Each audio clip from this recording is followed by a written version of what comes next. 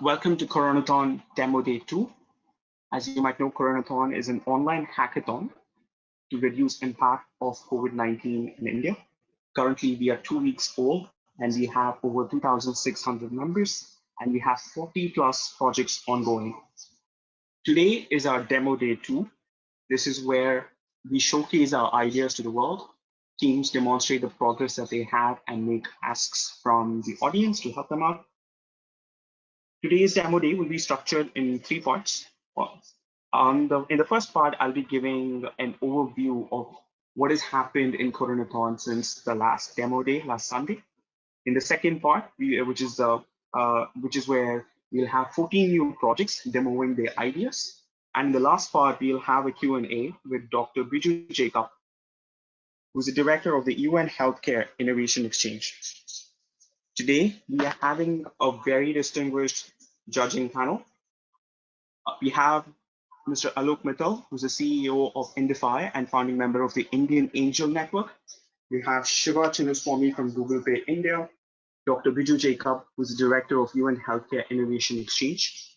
We have Pranay Patil from the National Health Authority, Avinash Raghava from Axel Partners, Sanjay Inishetty from 50K Ventures, Chandana Agarwal from 82.5, part of the Ogilvy Group, Gandhi Sampath from Google Pay, and Kishore and Ayush from Let's Venture.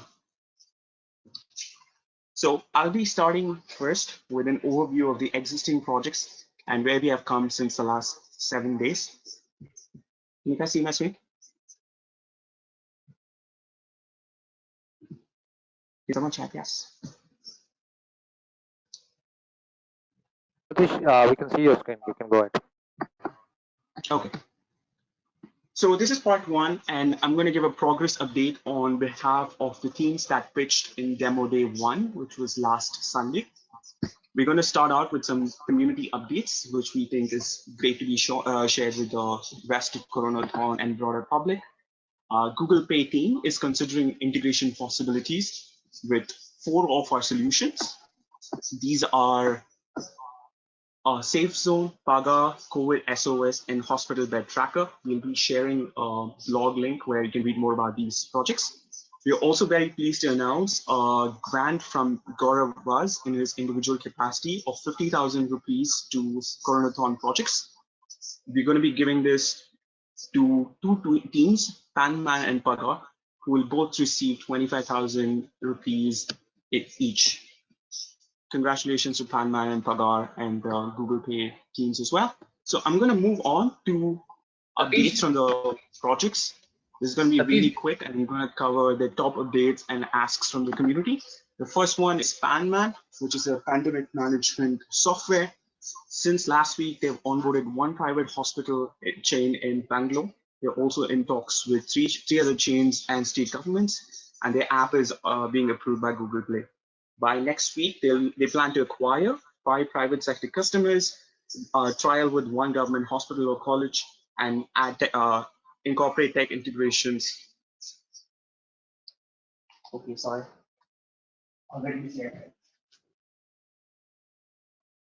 And incorporate tech integrations to increase value. The second project update is Corona Daily Update, which is an SMS service to citizens of India. The team wants to cater COVID information from official sources to older rural-leaning demographics who are not digitally savvy to track numbers on apps and dashboards. The key asks from this community is they want you to help share about Corona Daily Updates, broadcast their message through communication channels, and connect them with NGOs who serve rural communities so the vision of the team can be achieved. The third project I want to update on is Project X-Ray Corona. This project wants to detect cases of COVID-19 from chest X-rays using machine learning. They've already launched their MVP. They've collected additional data for 50 positive COVID cases. They've received a prize of 10,000 rupees from promoteR.com, and they're also in discussion with Axel and ICMR for funding and testing approvals. The key ask from the community is AWS credits for hosting and storing data sets. They are also making a funding ask of 120 $120,000 to onboard developers and radiologists. The fourth, the fourth project is COVID-19 PPE Tracker. This platform aims to connect requirements of PPE with availability of PPE. Key updates, they've helped IIT Bombay donate 7,000 gloves and 3,000 masks to Please zoom BMC your that presentation. COVID patient hospitals can use them. They have also in IIT Hyderabad and MLRIT have accepted the offers to donate. They're in talks with different governments and educational institutions to give their stock to hospitals that need them very urgently. Their asks is they want help connecting to the governments in state to help with logistics. If you can put this team in contact with higher authorities or education authorities in educational institutes, hospitals, PPE manufacturers, that would be very grateful. Safe Slot is our next project. The essential idea is they want to for every store they can help the store operate at reduced capacity by getting people to book slots so when they can do their purchases. The key updates, their MVP will be launched at 10 a.m. on Monday. They're also starting a crowdsource campaign to refer stores. The asks from the community is if you have a nearby store that you think should be on safe slot so people can access them in a social distancing way, please refer your website. Also, if you have contacts of retail chains that you think will benefit, please connect them to safe slot.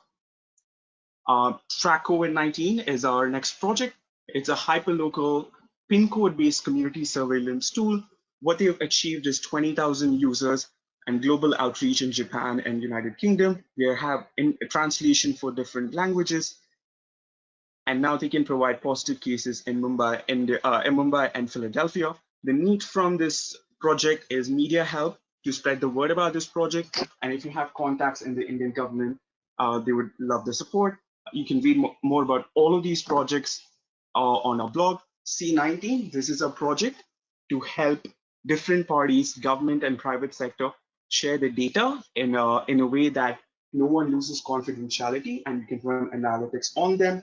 Key updates coming in from C19. They've implemented a solution. They're implementing a solution for government of Assam to share its data with private partners. They have partnered with COVID India to implement their solution at hospital levels so that they can share data. They're very concerned about GDPR, and they've been compliant to GDPR laws based out by a professor in Trinity College Dublin, and they've also enabled API implementation so other solutions can build on top of that. I have a few more updates. Solo Coin, very popular, formerly called Corona Go. They've rebranded and launched on the Play Store. Multiple influencer partnerships on Instagram and TikTok to promote this app. They're also having partnership reach outs to Zomato, Swiggy, and other companies to reward users who use the app to ensure that they remain socially distant. I have two more. Projects to go. COVID FOII. This is a one-stop solution to provide information about authorities, labs, etc. COVID-19 related. The key update is they've launched their beta version on 22nd March. The MVP will be rolled out on 5th of April. They've also been selected to demo this project at another hackathon, Hack the Crisis India Hackathon. They also have a strong team now of 22 people. The strong institutional support coming in for COVID FYI. IIM Kozhikode will do a press release. They're in contacts with the Delhi government, and the IIM Kozhikode's incubation center is coordinating with the Kerala government. The asks coming from them is they want more support from the government in scaling up this solution. They're also sourcing tech advisors for scalability, and they want to build a bigger brand. So if you're into branding and marketing, please reach out to them. The last project I'm covering is Safe Zone. This allows to track people who are in quarantine, make sure they don't step out of their zones by geofencing. The major update from them is that the APKs are deployed in Google Play Store and will soon be available for downloads. So these are the updates from Coronathon demo day one pitching teams. As you can see, a lot of progress has happened. Teams are very committed towards delivering, rolling out these solutions and achieving impact in India, and we continue to work very hard. With this, we come to the end of this section about last week's teams. I'm gonna hand over the floor to Tarun Davda, MD of Matrix Partners, who will do a quick talk about ACT grants. Tarun, over to you. Hi everyone. Sorry for joining late. I actually didn't get the link on time, but am I audible now? Yes, please go ahead, Tarun. You're audible. Great. So guys, I'm going to take a few minutes to just talk about the ACD fund. Obviously, this, all the stuff that you guys are working on is super exciting and very relevant to what we are doing. So thank you all for taking out the time, and thank you for sort of, spending time on, solving this important initiative with us. I'm going to talk about the ACT fund. It's a 100 crore grant fund, which has been basically created by members of Indian startup community. Both founders, investors, and other ecosystem players. These are also obviously personal contributions, so it's not coming from the funds themselves, but from people working at these funds and from founders personally.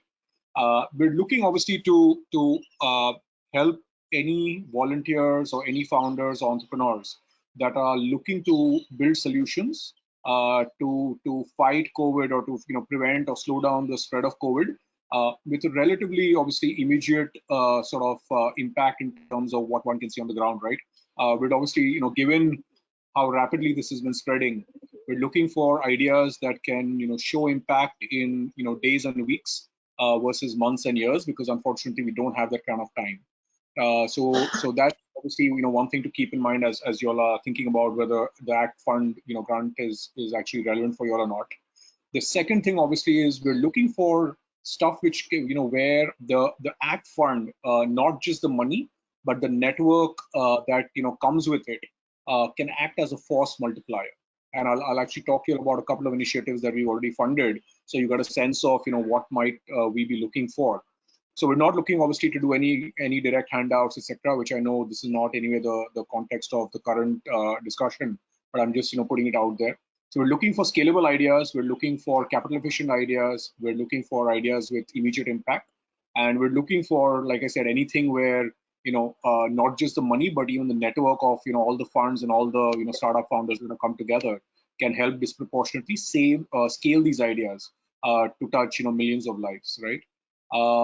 In terms of the focus areas, we're going to be looking to support areas in broadly 6 sort of segments.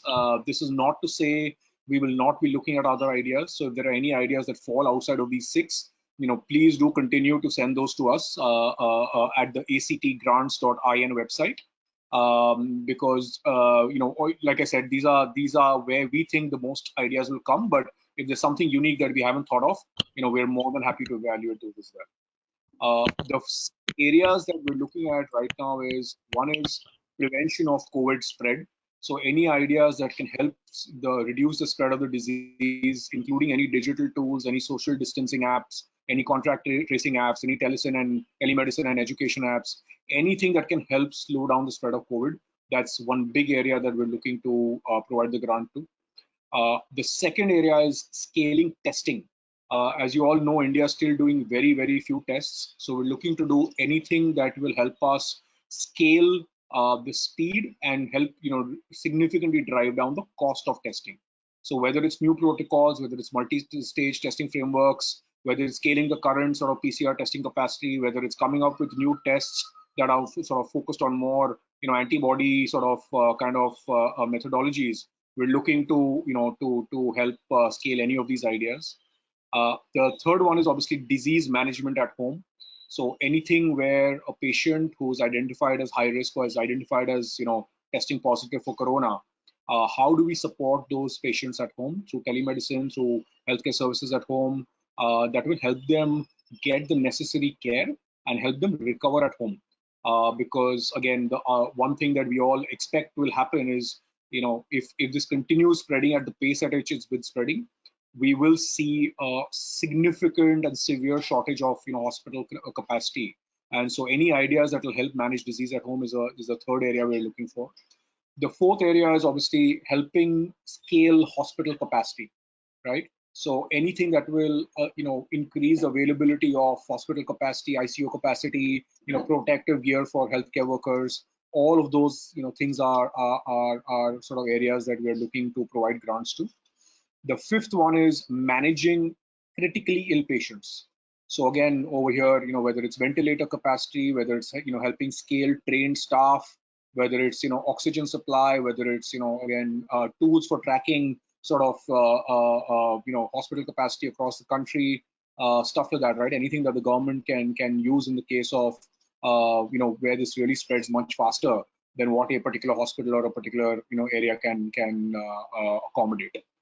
And then the last one is mental health, right? Anything that can help support people in this time of, broad, high anxiety levels, not just of, patients and the immediate families, but just of, people in general, because a lot of us haven't obviously seen anything like this in our lifetimes. And while some people, will be able to, deal with it this time, there will be a lot of people who will require some support, right? And so anything in the mental health sort of space that we can fund. That's also the other area we're looking for. And again, just to repeat, we're not doing any direct handouts. We're looking for capital efficient, scalable ideas where there is some tech component, obviously, that can help scale it. But more importantly, are there ideas that we can do with the startup ecosystem? So can we sort of help plug in some of our portfolio companies to help scale these ideas where there's some module that has already been built out by these companies, and can we lend that versus sort of reinventing the wheel?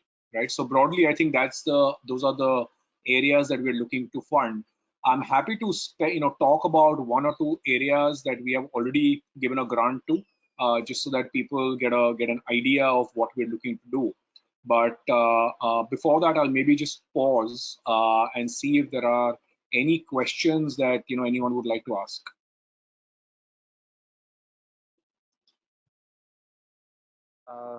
Tarun, the attendees cannot ask you questions, so I suggest you go ahead and finish off the pitch deck, and they will reach out to you in chat. Yeah, Tarun, this is I was just monitoring questions tab, and one question came. Maybe you can talk about it. How do they send their pitch deck, and how much time do you take to sort of reply? Yes. So great question, guys. There is a website that we have put up. It's called actgrants.in. I'll just repeat that. It's A for Apple, C for cat, T for table, grants, grants.in. Once you go there, there is a type form that you can fill in. It captures various details like the team, the idea, a short one-pager or a couple of slides that you have. To repeat, this is not equity style funding, so there's really no paperwork. There's no sort of equity that we're taking in exchange. This is completely grant style. In terms of timelines, once you submit the application on actgrants.in, which should not take you more than 5 minutes ideally, we will likely get in touch with you within 24 to 48 hours.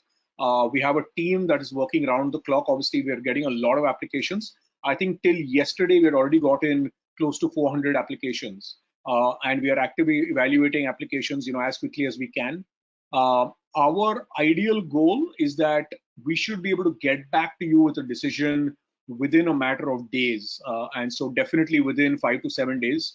Obviously, the ideas that we are taking forward may require maybe a couple of days more, because it just requires a few more discussions. It requires us to speak to some healthcare practitioners and experts. It requires us to talk to the team on more than one occasion to understand exactly what they're looking to do.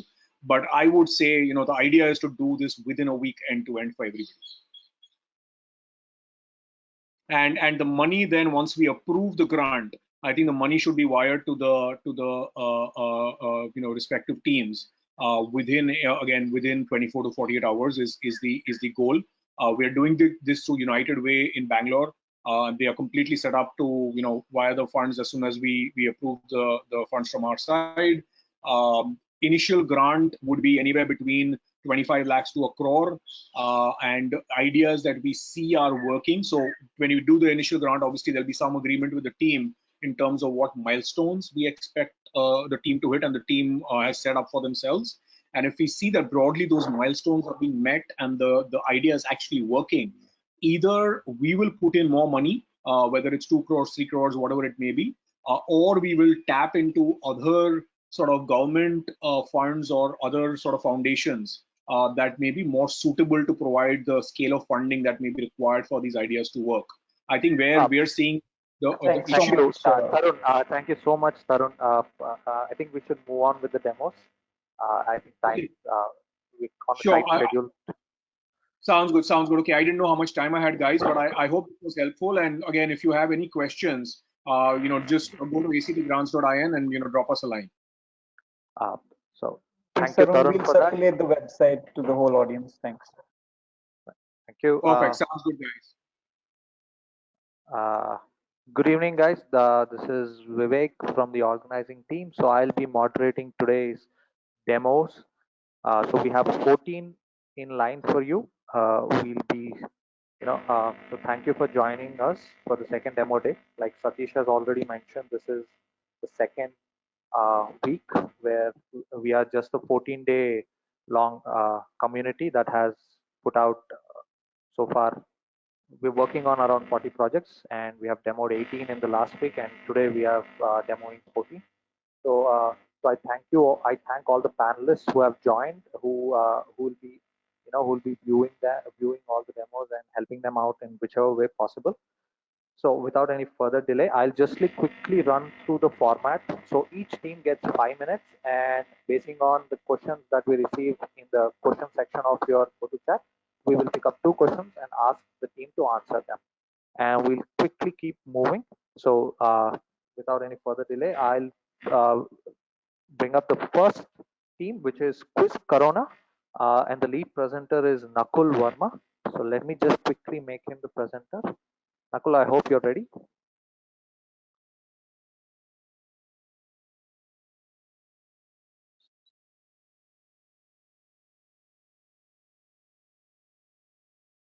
Hello?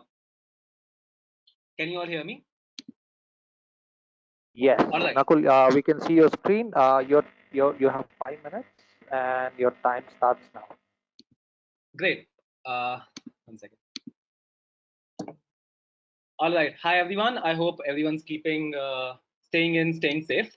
We are Team Quiz Corona. We are trying to gamify community awareness through this WhatsApp-based chatbot. I'm going to talk a little bit about the problem and the solution now. So, one sec. Everyone would agree that community awareness is really important to fight the current COVID crisis. But to be able to do community awareness, we need to have access to the right information. But we would also agree that we already have too much information. There are news channels which are repetitive. There are WhatsApp forwards which can be fake. So our goal is to solve this problem of how can we make consuming information fun and engaging. And to do this, we are launching a solution which is Quiz Corona. What we do is we take the information from different verified sources. We turn those into quizzes, and we run those quizzes on WhatsApp-based chatbots. They can be taken by general public, and once you take the quiz, you get some points. For every point, we donate 1 rupee to the PM Cares Fund. The donation comes from different CSR initiatives. So the idea is that there are so many initiatives already funding, adding funds to the PM Cares initiative. But if the channel through us, it creates this feeling where everyone can contribute. Even if they don't have the money to contribute, they can take the quiz and support the cause. And at the same time, we create a very fun way of learning and fighting fake news. And so the overall overarching vision is that this needs to be vernacular. It will be in multiple languages, all Indian languages. And the content that we are creating is done by Dr. Himanshu from Safdarjung Hospital and his team of a few doctors. This is being taken from the websites that you can see on the screen. I'm going to quickly move to the demo now. So this is, as I said, is a WhatsApp-based chatbot. I can join by getting a forward. So this is currently in sandbox. So we start the quiz by saying hi.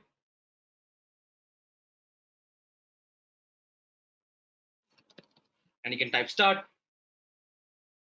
So the fun thing here is the questions, the difficulty of the questions increases with time, and at the same time, the time allowed for each question is also reduced. So it is really gamified. It helps you get in a state of flow. So I'm going to quickly do this. And you get feedback in terms of points. You also get information that is available from verified sources, which you can share with people. Currently, this is in English, but it will be in different languages. So as you can see, the questions are really simple in the beginning. So we want everyone to be able to at least reach a certain place with respect to how much they can contribute. So just answering these questions, I already know all the answers. So yeah, I'm just gonna give.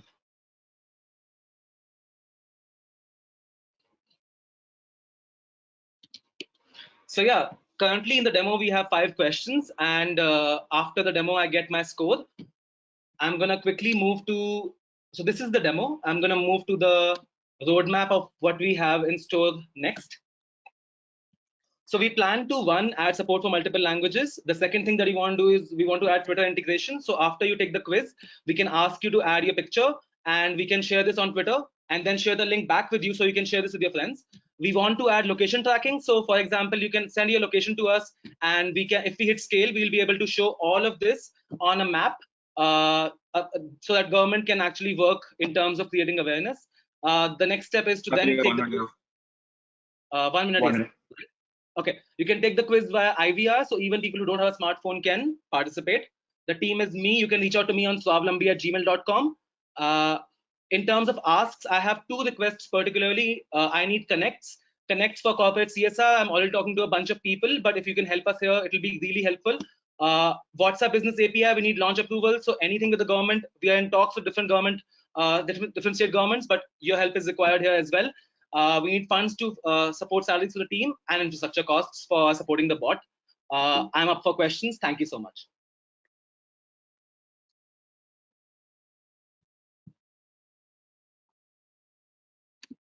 Thank you, Nakul. We have one question for you. So can one WhatsApp user take it multiple times? Yes, this is an ongoing game. So we keep a track of how much progress you have made. Okay, so if they can take it, does the donation gets multiplied or? No, so this is like a game. So for example, we will keep a track of the question that you have answered, and then we will ask you new questions. Oh, okay. Thank you. Thank you, Nakul. So moving on. Okay. Moving to our next project, which is COVID-19 fighting fake news. And this is being presented by Zishan. Zishan, I'm making you the presenter right now. Just give me a second.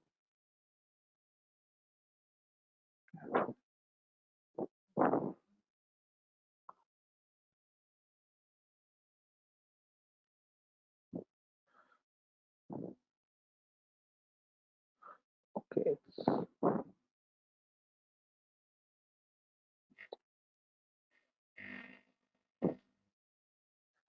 Guys, can someone make Zishan? My go-to is not working.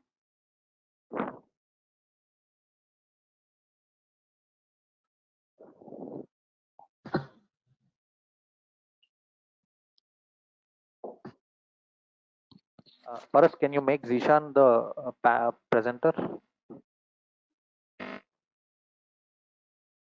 I don't see Zishan here. Mohammad Zishan, Fatmi, panelist on your staff. He is presenter now. Okay. Yeah. Thank you.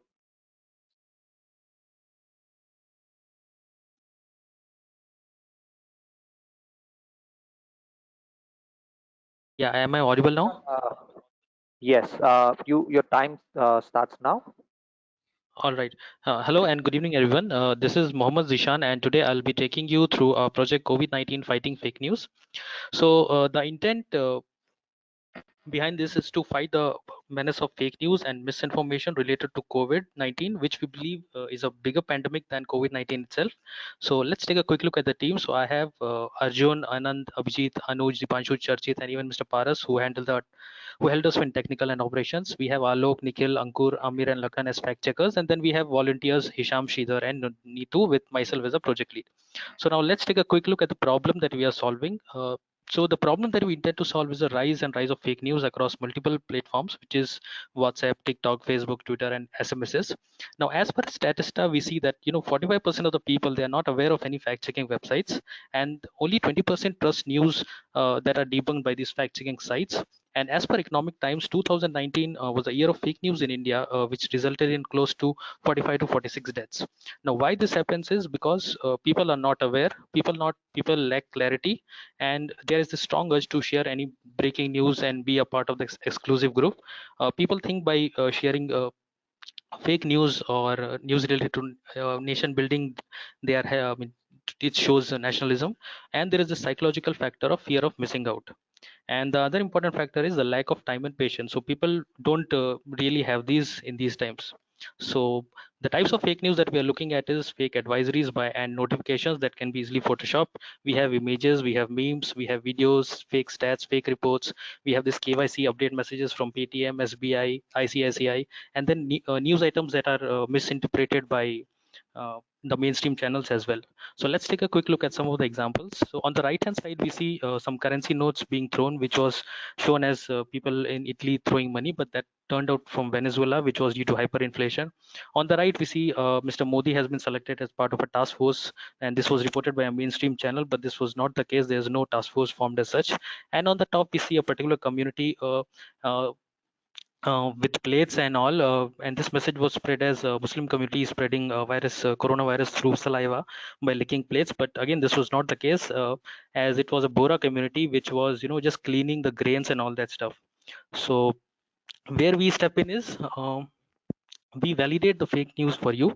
We check for real facts, real reports, real data, and then we share it with you and then encourage you to spread the word. So this intense saves your time, saves your energy. And we have a small WhatsApp group. Until date, we have verified around 20 to 25 items. And the reason why we are using WhatsApp is because WhatsApp is the medium that is used to propagate fake news, and we are using the same medium to break the chain. It's easy, it's simple, it's familiar, and it's free. So taking a look at the market landscape, basically these are not our competitors, but these are sources from where we collect data. So we take data from WHO, central government sites, social media handles, PIB, UNICEF, AFP Fact Checker, Google, Boom, and all these sites. So the current progress, which I'll show you now, is we have a normal WhatsApp group, we have a Twilio account and a number, and then we have compiled all the fake news items that we have received. So let's take a look at the demo. 1 second. Yeah. So this is the first news item that you see. It's about some German state finance minister killing himself. So this was a true news, which I have only verified. And then we had this video sent by Hisham. It was about a truck dumping bodies in Italy, but then it turned out from pandemic movie. And then we had this currency, which I've already spoken about. And so like this 1,000-bed hospital in Rajasthan, which was not the case. And this I have verified, and I've shared all the true links as well. Now, the specific things what we Zishan, are you're a looking. minute ago. Yes, yes. So the specific things what we are looking for is we are looking for a WhatsApp for Business official account and API, so that we can people are able to save our numbers and then we can indulge in one-to-one conversations. We are looking. We are also open to any AI or machine learning platforms which will make this process easier. We are looking for a fact checker army. So basically, we want a lot of people who can verify the news items that we receive and then reply back, and not only in English or Hindi but in regional languages as well. We need technical people who are good in integration and all that sort of stuff. And then we are looking for people who can handle social media stuff, who can handle websites, so that all the information that we are receiving can easily be shared to all the people, and just break the chain. So yeah, so that's all about my project, and I'm open to any questions now. Thank you, Zishan. I think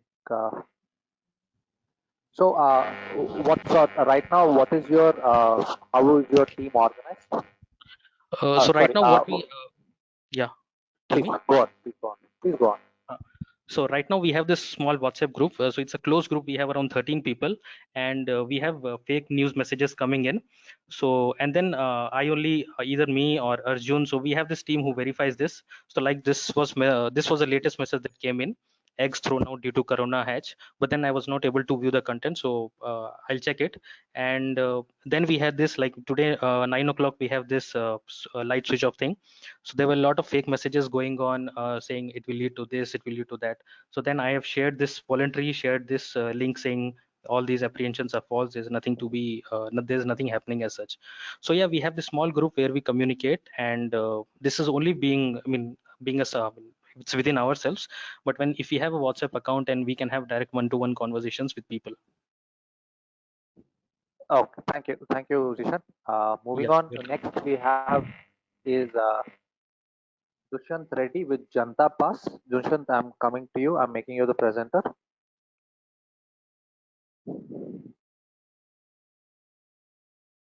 Dushant, you are the presenter now. Can you share your screen?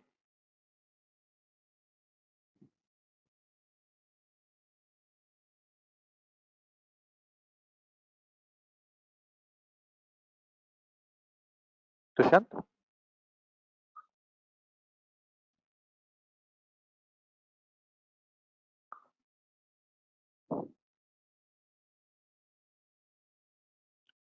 Okay, Dushant, we can see your screen, but you're still on mute.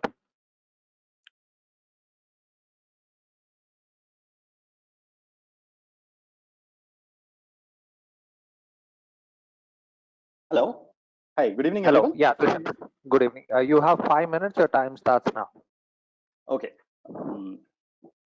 Good evening, everyone. Hope you are doing well. This is from Janta Pass, a team which is taking a little bit of contrarian approach and a complementary. Contrarian because we are covering an area which other people have not covered. That is the whole population who are outside the ambit of legal passes. It is also using the concept of social pressure. That means it is using that the fact that power not only flows from authority but also from within. So hope you're all doing well, and you're ensuring that your loved ones are doing well too. We appreciate that all of you are using your utilizing individual skills in this great collective endeavor. But more than the authorities, it is near and dear ones that effectively ensure the lockdown, either through affection or friendship. So that brings us to the fundamental premise of our app, that when it comes to enforcement, there's a bigger force than authorities and laws. That is self-regulation, affection, and friendship. So that's how our app is different to the e-passes and physical passes. So for a concept, the central character is the individual who has no legal passes, yet will go out at some point, either in these 21 days or later too, when partial lockdown happens. So through this app, we are offering a age-old solution that is of a central register. So how it works is basically we give everybody an opportunity to self-regulate themselves by declaring it. And that register is available both to their loved ones as well as neighbors, as well as police officers. So I can, during the question time, I can take questions on, privacy regulation and all. And how it plays out is basically in two forms. We have a WAP interface as well as an app interface. Traffic police will be given a WAP, and general user will be given a this. So quickly, this is how I'm going to utilize best my 5 minutes. We go through the problem solution and we mention how we are different. And I'll take time to show a quick demo of all the app. We have made the app which is used by the traffic police, as well as the WAP, which is going to be a link shared by any user, which is how we are planning to virally market. The advantage of a WAP is it need not be installed. So quickly, this is the problem statement.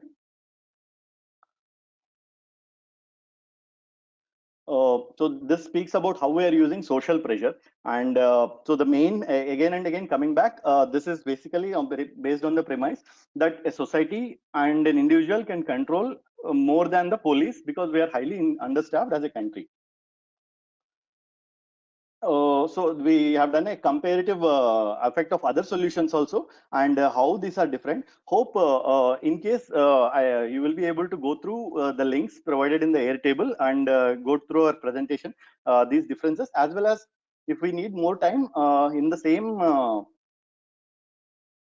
I have put the presentation and the prototype and the video. We have both here in the link. It's called demo. This is slide number 9, and here we have these are screenshots directly from the app we have already made.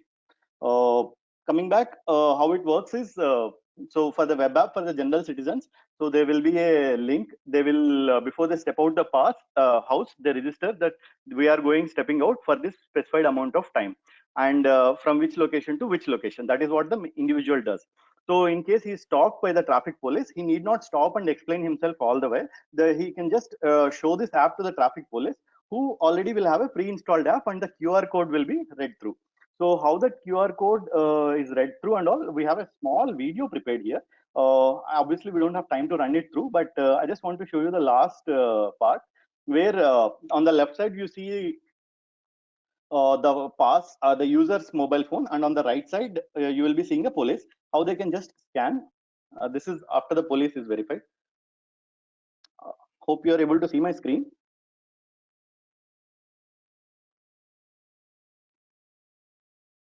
So immediately the QR code gives all the information so that the police need not stop anyone and interview, which and losing precious minutes. And that is what the app premise of the app is. So this is where it is a little different. Not only is your information shared with your loved ones, but also with the police. And hope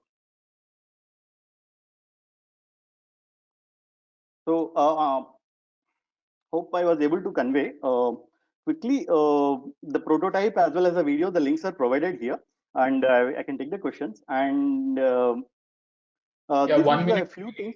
Yeah, thank you. So these are the few things which we would be requiring from our side. We need infrastructure and basically an instance to run this. The database would not be very large, and we need volunteers to liaise with the authorities. We have already started efforts in reaching out to various governments. Especially, we got good response from both Bangalore government as well as Chennai government, where they will be, influencing their traffic police on the ground to install this app. So, app installation is only for the traffic police. General population users use only a app. That is the one difference I can make. I have 5 more seconds. So maybe I can just take. This is the team. We came out together online. Everybody met online like an open source group on the. This one. Yeah. Thank you. Hope I was able to cover. Sure. I'm opening for questions now. Yes. Yeah. Okay. So we have a question from Swapnil Patil. So how will police know if the person is under quarantine or is positive?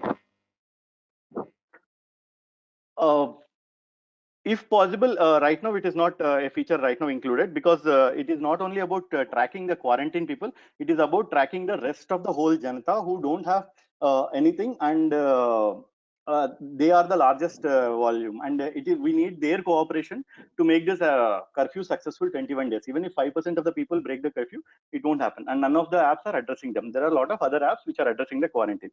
Having said that, Sure. we can add an extra layer by taking APIs from other apps which are providing information, and we have already thought that in the second version, where we will be hosting a heat map of from quarantines, and as well as our users map overlaps, and show which areas are no-go areas.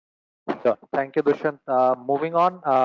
Next is COVID maps presented by Funny. Funny, I am making you the presenter. Hey guys, can you hear me? Yes. Cool. All right. Thank you very much, guys, for having us here. We're Team COVID Maps, and what we do is help you find your essentials in your neighborhood.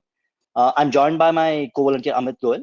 Just to set the context, the COVID-19 situation has upended the world as we know it, right? And governments from across the globe are actually locking down entire countries to combat the spread of the virus. And the situation itself is evolving by the day.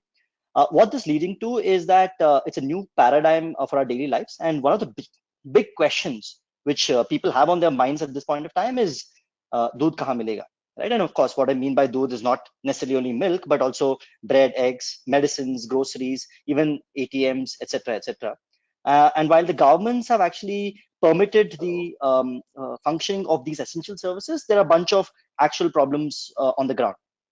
One of the biggest challenges, at least which we have observed, is the stores themselves, right? These essential stores. Most of these store operations have actually been hit by the COVID situation, and this is on account of various factors.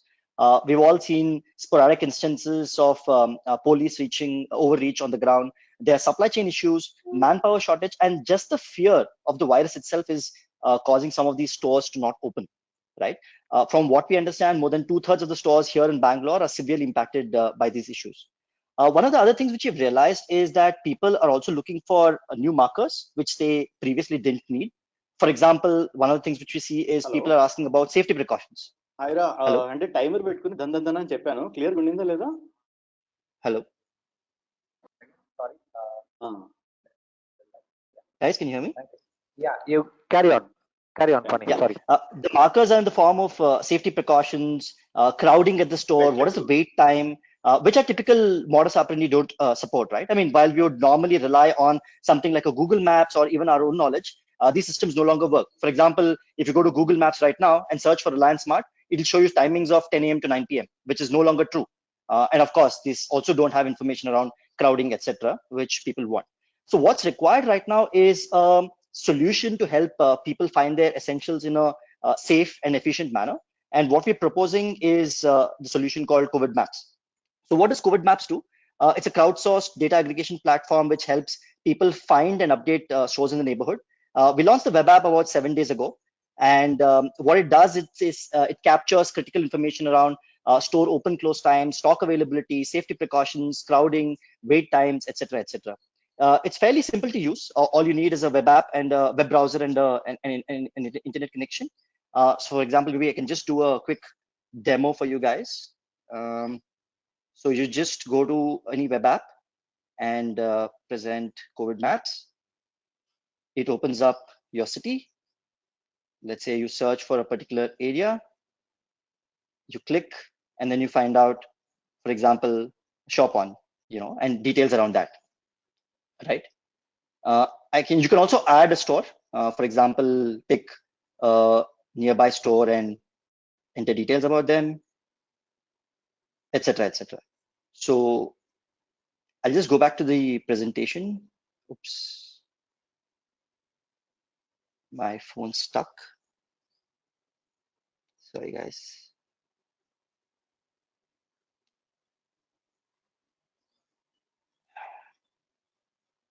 Yeah. So one of the things which we have realized from people is people are looking for new store timings, the stock availability, tips, for example. People are also looking for wait times, safety precautions which are being observed, and all of this is basically crowdsourced information, right? We launched about a week ago. What we are seeing right now is about 12,000 people have visited the app in the last. It's purely organic. We've been covered by Times of India and Economic Times. We have 350 plus user submissions. While our primary focus largely has been Vancouver and Bangalore, our entries are coming in from US, Poland, and Brazil as well.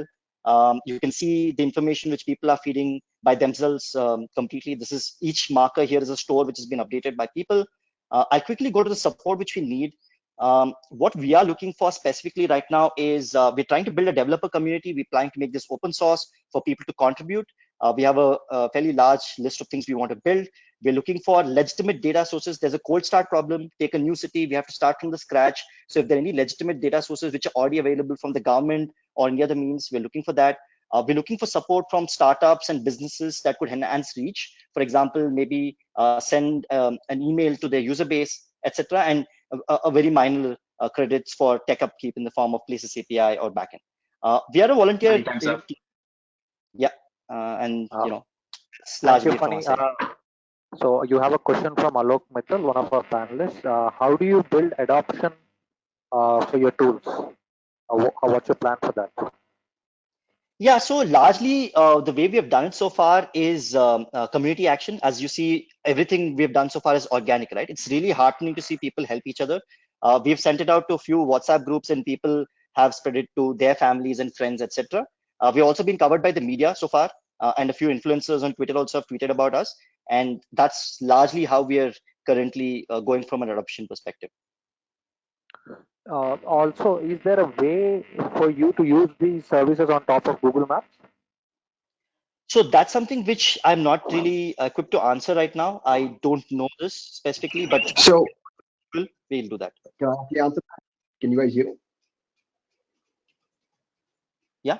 Excuse me, can you guys hear me? Okay, awesome. So basically, when it comes to the system right now, we're actually using the Google Places location API to actually put all the pins in. We're not directly using any of the data from the actual places yet, but that's something that we're actually currently building into right now. So not only will you be able to use the current information that the users give, but you'll also be able to directly use the directions API that Google has. So you'll be able to click on directions and open up Google Maps and directly track your path there.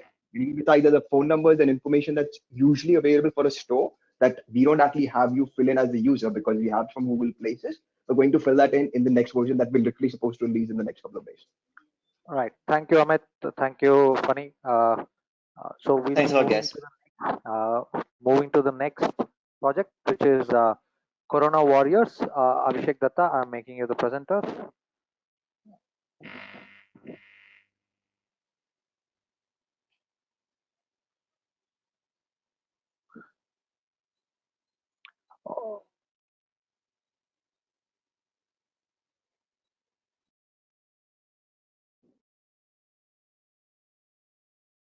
Hello. Oh, Hello. yes, Abhishek. Yes, we can hear you. Yeah, Are you ready? yeah, I'm ready also. Yes.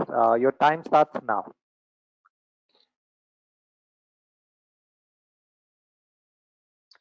Okay, so here run. I am Abhishek Datta representing Team Corona Warrior. My team comprises of 5 members. That includes me, Nisha, Piyush, Ragvinder, and Ankita. So the problem that we're going to bring light to is depression, anxiety, stress, fear, and of course, all this baggage is coming from COVID-19. On March 27, a 23-year-old student jumped to death from a seventh floor of Delhi's Safdarjung Hospital. He had been quarantined under suspicion of corona infection, but later it came out that he was never infected. The question remains, why did he take his own life? A mother of a young baby is scared to touch her own kid that she might infect her. She has no idea if the precautions she is taking are good enough. A girl who became a bride a month back, she and her parents are choked to fear of not knowing how they are tackling this situation far away from each other. My point here is Jaan hai to jahan hai. What's the difference between a person who's infected and the person who's not infected when both of them are trapped inside their home? We humans are social animals. In general, depression is a brain disease. If not corona, then depression, stress, and to be worried for your loved one. Hence, COVID-19 crisis will increase depression, and depression will make recovery from the crisis even harder than we think. What we need is a solution to bring positivity and engagement. We present you a community engagement application that shows the user their progress of fighting COVID-19. It engages people in practicing healthy habits by rewarding them points. It will capture people in the moments where they spend time with family and connecting in groups indoors.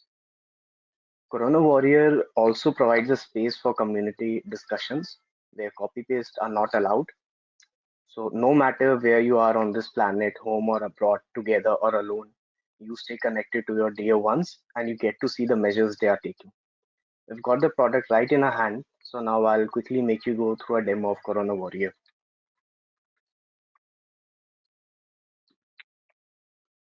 Hello? Yeah. So we have this interface. Now, once the user goes in the app, we give the user a brief of what the app is all about, some information regarding the same. We also make sure that the user follows Tandoori, which is having social distance.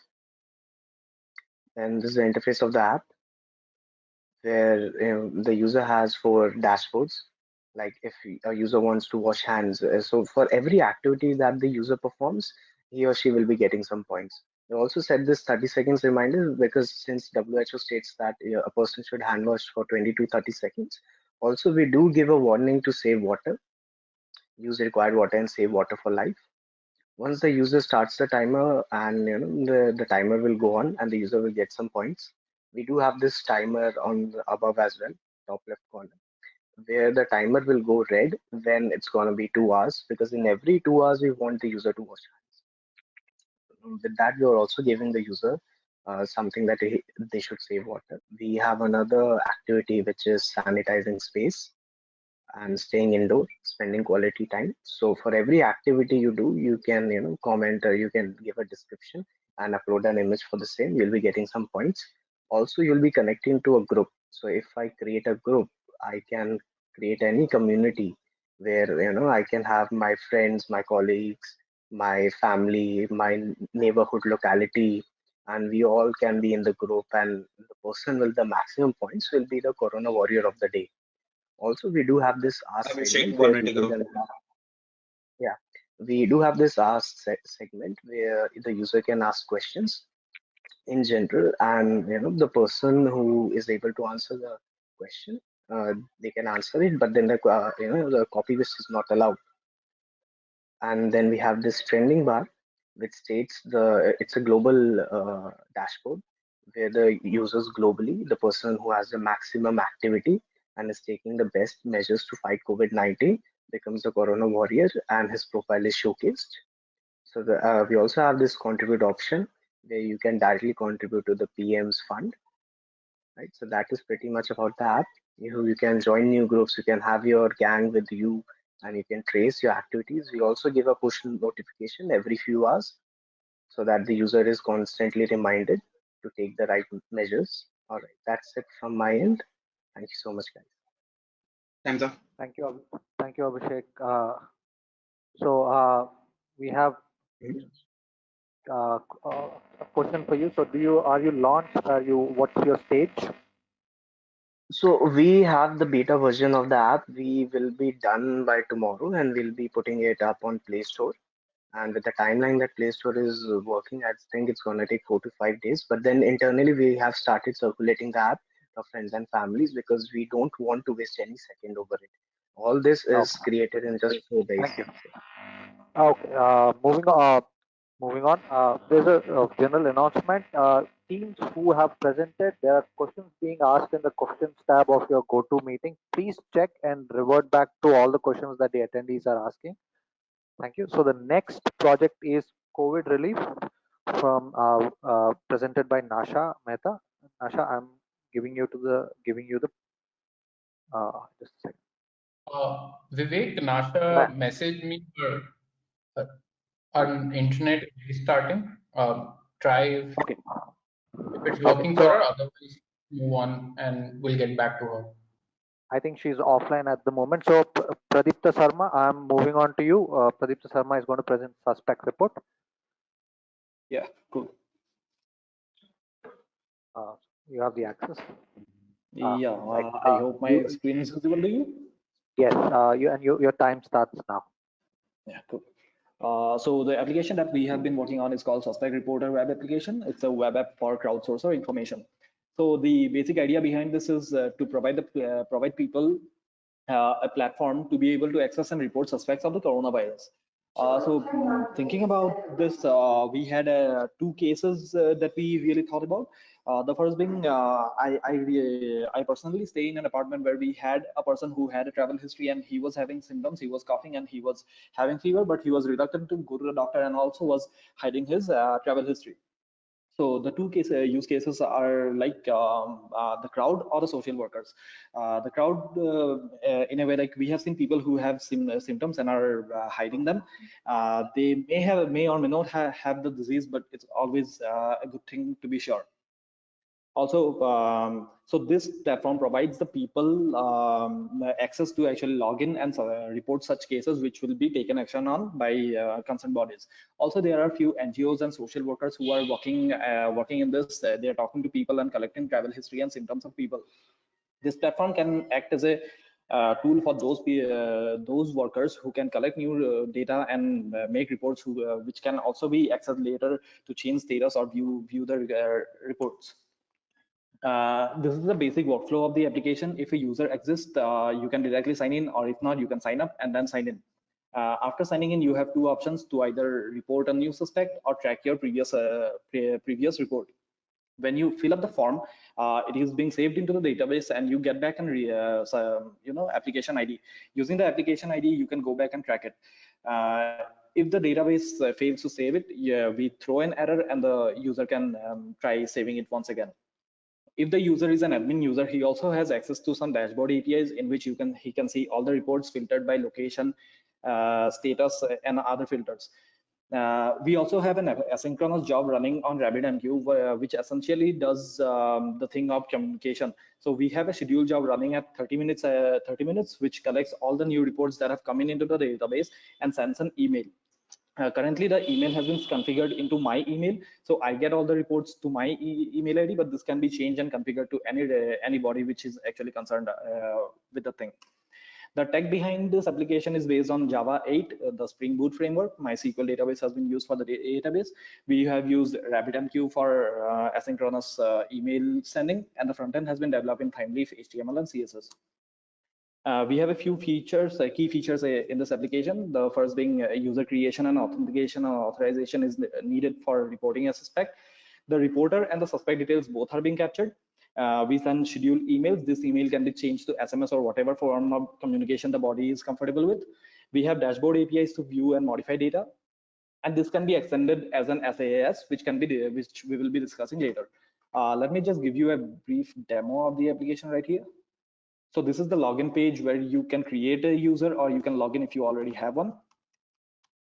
After logging in, this is the page that you get in. You fill in the suspect details. You give a remark that he is sick, very, and then you enter the current location of the user suspect, something like this. And then you can also enter locations that he has visited to in the past. And once you click report, you get an application ID, the reference number. You can just use this reference number to go to the track tab and put it in there and track. So you get the status as pending. This status will change as soon as we send an email to the concerned body. The email looks something like this.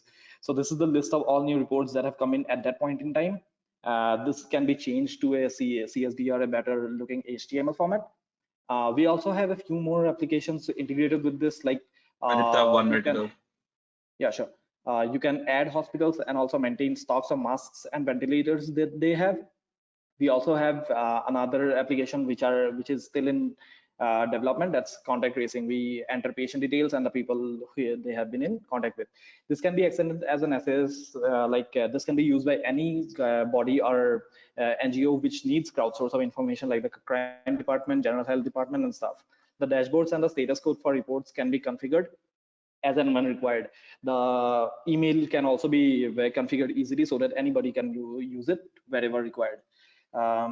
These are the additional applications that I already spoke about. What I require from you guys is contacts in the government and NGOs to onboard, funds and credits for infrastructure and development deployments, resource for a better design. Also, lastly, I would like to thank Team Coronathon for this opportunity, Nasir Ahmed and Hemant Sekia for the help with the development, and my two brothers, few college seniors and friends for user testing and reports. Yeah, thank you. That's all.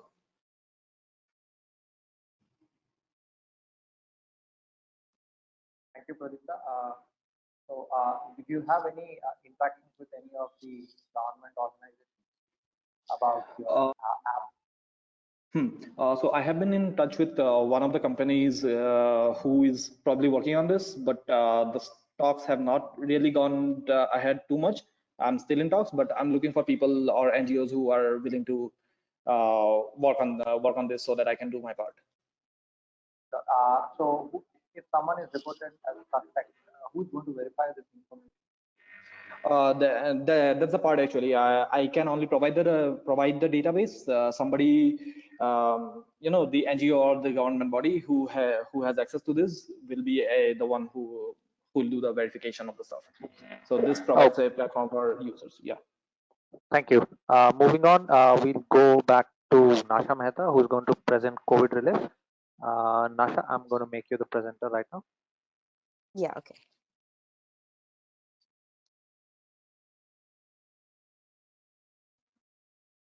All right, can you guys see my screen?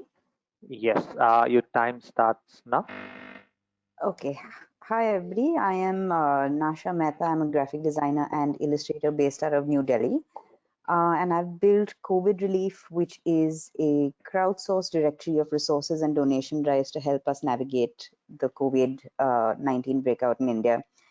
Why I came across like making this app was I was online on Instagram, and I saw lots of people who wanted to help and were posting donation links. And in a day or two, I realized that there was no consolidated format that I could go back and visit any of them. And there are a lot of people who are seeing a lot of media currently, feeling slightly helpless and want to go ahead and help.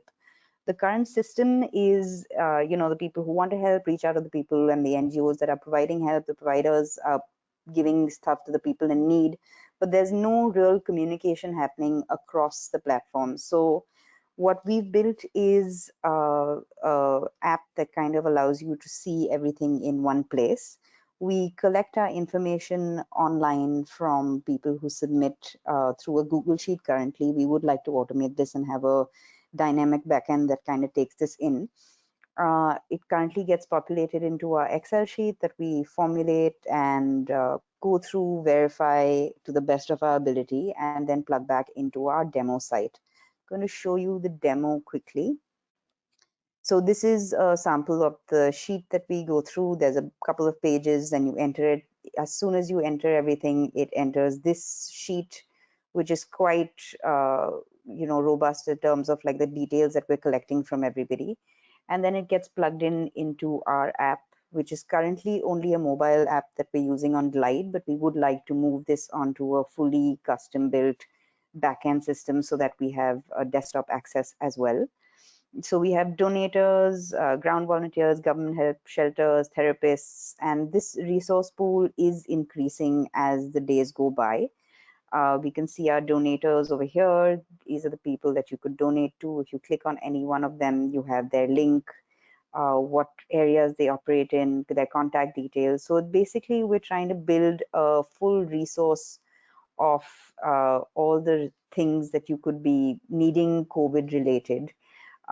We are currently with about 250 donation drives, and the compilation lists are happening across various cities. Currently, we're only doing the one that is being populated in Delhi. We are speaking to other people who have like donation lists going up into 150,000 even.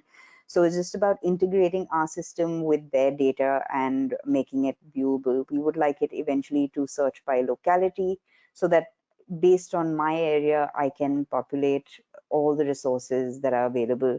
Our wish list would be currently, there's no way of sorting the donations. There's no way of us giving importance to any one, which I think in some cases might be required because there are people who need emergency funding as opposed to like long-term projects. Lots of international donations and people who want to make international donations are currently not clear on which NGOs accept that or not.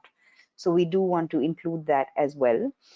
Our short-term needs are pretty basic. We have the image upload, which we would like to automate, Google Sheet technicians, because currently everything is on Google Sheet. Verification process and correction process is something that's going to be quite ongoing and vast because we've got quite a lot of submissions, and to make sure that they're all verified and put on the platform is proving to be a little challenging in terms of making sure that it is accurate.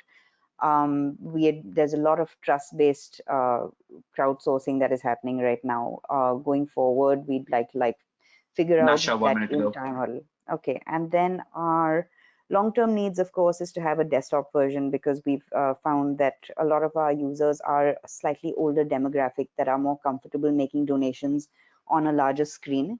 So for that, we would need to build a custom end backend, have good front-end developers because it's really important for it to be seamless visually. Donor profiles so that people can upload and download their content based on their requirements. And the current team members, there's just me who's the design direction and concept, that's Nasha Mehta, and then we've got a volunteer, Chirag Medirata, who's doing the data management and collation. We've been live for roughly about 7 days, and the new build has been live for about 3 days now.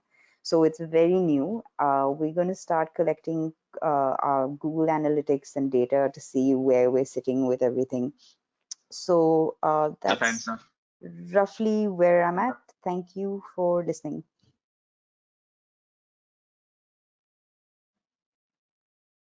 So, Nasha, I see I have no questions for you, so I think we should move on.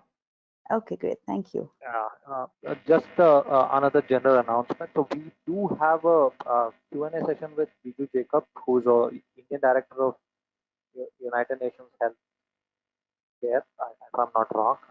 So teams do stay back, and attendees, he and Arun will have a Q&A session talking about the needs right at the hour to deal with the COVID.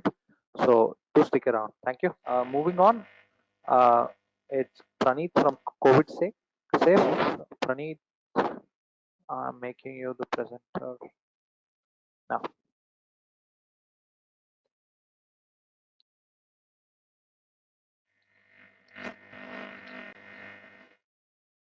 Praneeth, can you hear us?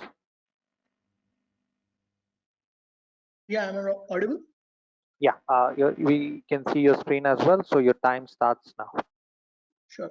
So we are Team COVID Safe, and we actually are a bunch of backend and data science engineers who came together to monitor your interactions, basically, because the easiest way to prevent COVID safe is to break the chain and wash your hands. Everybody says this, but how to break the chain until because you might not even have known that you got into contact with a person who might be positive in a COVID-19 situation. So how do you monitor this and isolate yourself and your loved ones? And that's the major question that we wanted to solve. So even if a single person is not isolated when he's positive, within 10 iterations, that roughly spreads to around 2,000 people. So isolation is the major thing that we have to do to protect ourselves from this pandemic.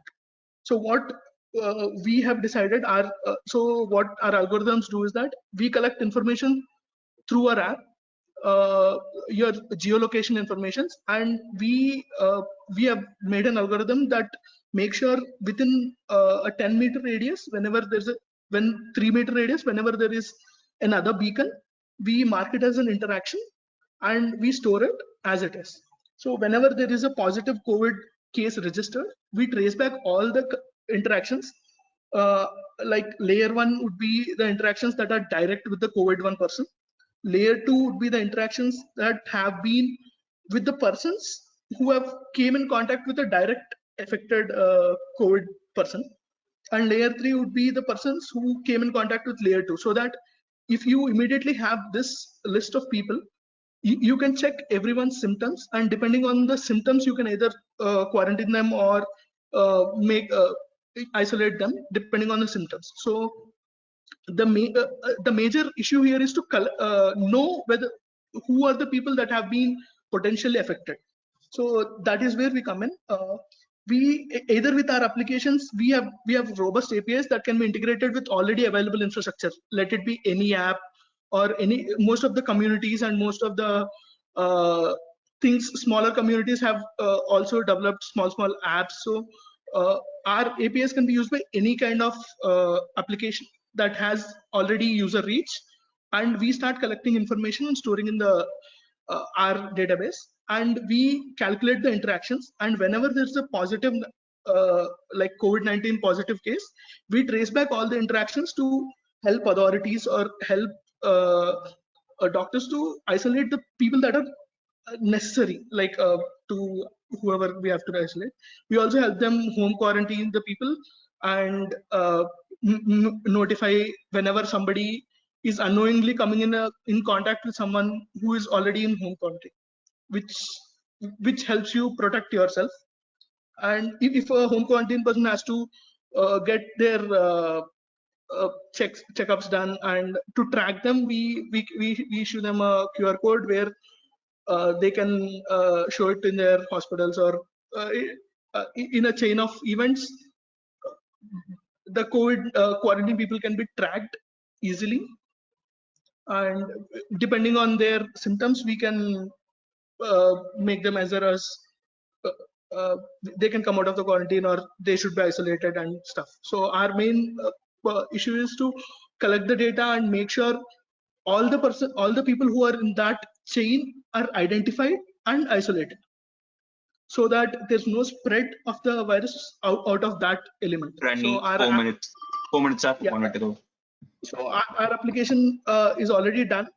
We posted it in Play Store 4 days back, but it's taking a lot of time because of these adjusted timelines. We have tested it with a bunch of friends and family, and we are ready to scale right now. So that's the situation that we are in. Yeah, I'm ready for questions. Thank you, Praneeth. So we have one question from Dr. Biju. Is how is it different than Arogya Setu that the government recently launched?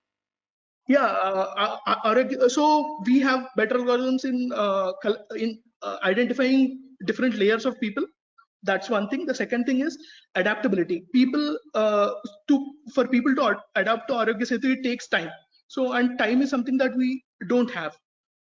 There are already apps that have millions of users.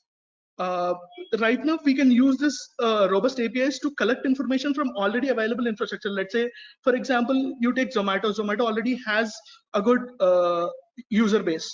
So for them, they need not push to download a new app or something. We can directly collect information using our APIs through already available infrastructure. Okay, thank you, Praneeth.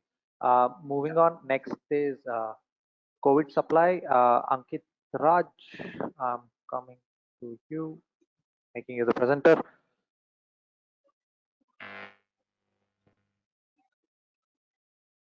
Hi, this is Ankit. Can you guys see my screen? Yes, your time starts now, Ankit.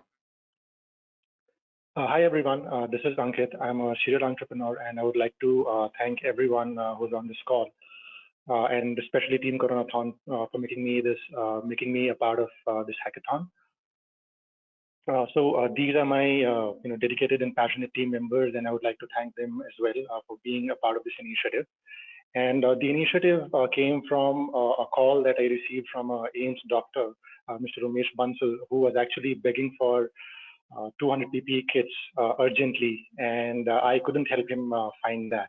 And then I realized if this is the situation of the AIMS, what would be the situation of the other healthcare professionals in our country, and how capable are we to cope up with this pandemic of COVID-19? And this got me and my team thinking of what are the basic issues that we can solve to help make sure that the supply and demand are streamlined.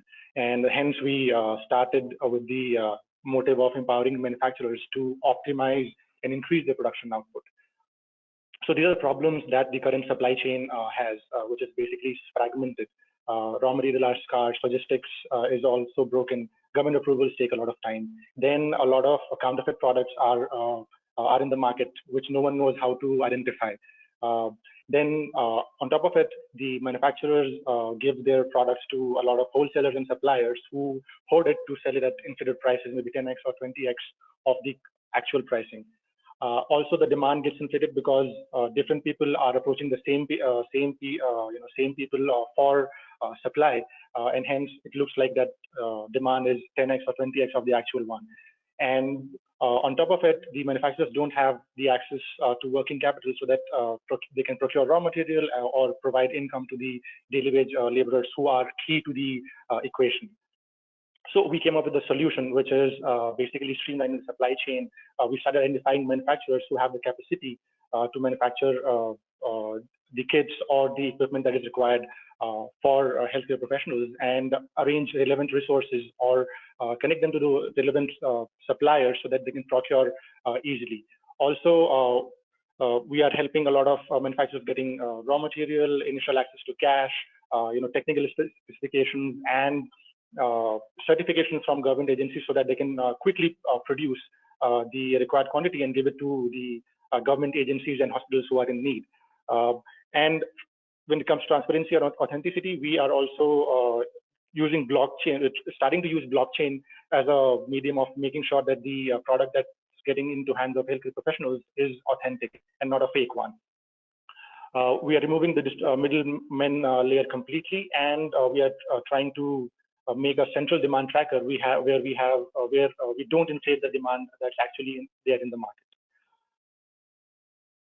So this is our initiative where we are connecting raw material suppliers to manufacturers, verification body to manufacturers, and eventually to government and hospitals using various mechanisms that we have in place.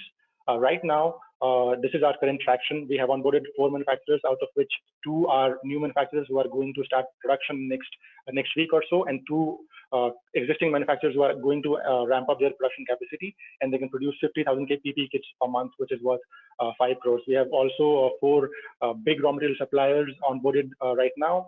On top of it, we have a partnership with Zetwork, which is helping us with 100% advance working capital against a purchase order up to 2 crores. And on the demand side, we have already 1.5 crores worth of purchase orders which is awaited from 2 governments. And we're also in talks with 4 hospitals from 3 different states. The assistance that we need is we are looking for 3 operations people in our team who can help us in our day-to-day operations because this is operations heavy, and also connects to different governments, including Maharashtra, Kerala, Tamil Nadu, and manufacturers and raw suppliers in the same state, because these are the areas which are worst affected. Also, since this is going to be a global, situation, we also need help with international demand sourcing, and on top of it, a grant or a fundraiser of 1 crore so that we can help our manufacturers and empower our manufacturers with working capital as well. And this is the website that we have made currently. This is the first version of our website, and where you can submit your demand, and we'll connect you with the relevant manufacturers and suppliers in the locality and within 12 hours. Thank you for listening. I'm ready to take up any questions.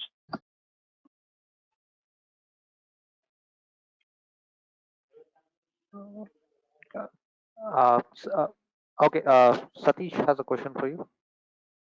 Yep. So are you planning on building application on top of this, or yes, how are you going to aggregate the demand? Yeah, so we are going to build an application on top of this and make sure that we capture the demand. And we have already started work on it 3 days back, but it will be live in a week or so. Okay, thank you. Moving on, we are moving next to Rajesh, Project Cope. Yeah. Rajesh, I'm just making you the presenter right now. Just give me a second. Okay. Okay, can folks see my screen? Yes, you're good to go. Your time starts now. Hi everyone, my name is Rajesh Bateja. I'm going to talk about Project COPE, which stands for Community Outbreak Prediction Engine. Now, I know that's a tall claim. So what started as an initiative of basically trying to predict based on data, very soon we realized we need a team of eminent epidemiologists and doctors. So we've been working with them very closely to explain what this disease is. And in a nutshell, the next 5 minutes, I'm going to talk about where the testing stands in India, the lack of testing kits and stringent criteria. What can we do with what we already have, right? Essentially, we know that the body has an immune response to any infection, and what blood reports can tell us about the disease, and more explore it, right? And other indicators and new breakthroughs as we are discovering now with IgG and IgM markers in the blood reports. And we'll also follow up with a demo in terms of what are the next steps and help that we need from the community. So why are we testing so few people in India, right? I mean, essentially the criteria are very stringent, ranging from you have to be in an infected area, from an international traveler, and you have to be showing symptoms. And PCR is an expensive test, mind you, it's 4,500, right? And you have already self-quarantined and you're still showing symptoms, only then you're eligible to take a test today, right? So one of the things that as we are progressing along this project is how do we verify whether the blood report or immune report is good enough to indicate any kind of markers or trends at an aggregate level.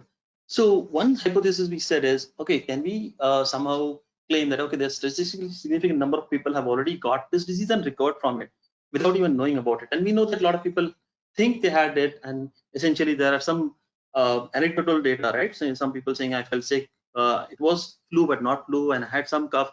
So we actually, with help from one of these startups, right, actually tried to plot a metric.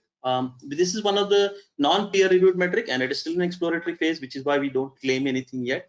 But essentially, what we're trying to say here is there is a linear increase in the number of people who have been showing increased immune response to COVID-like symptoms. And if you see the green line, that is for the current year, and the red line is for the past year. and these two lines are following each other. Is this trend attributed to COVID? We don't know, right? So that's one of the things that we are trying to attempt to solve, right? And not solve, but try to inform. We don't want to infer yet, but we want to explore. So this is where our approach has more been of exploratory and trying to basically provide insights to the local officials and epidemiologists to see if they can deduce some trends and try to explore this disease better, right? What data are we considering for this? We had 100K samples with help from a live health, and essentially we plotted those for the last month of January to February, and they're going to help us with sourcing additional data as we progress along this project, right?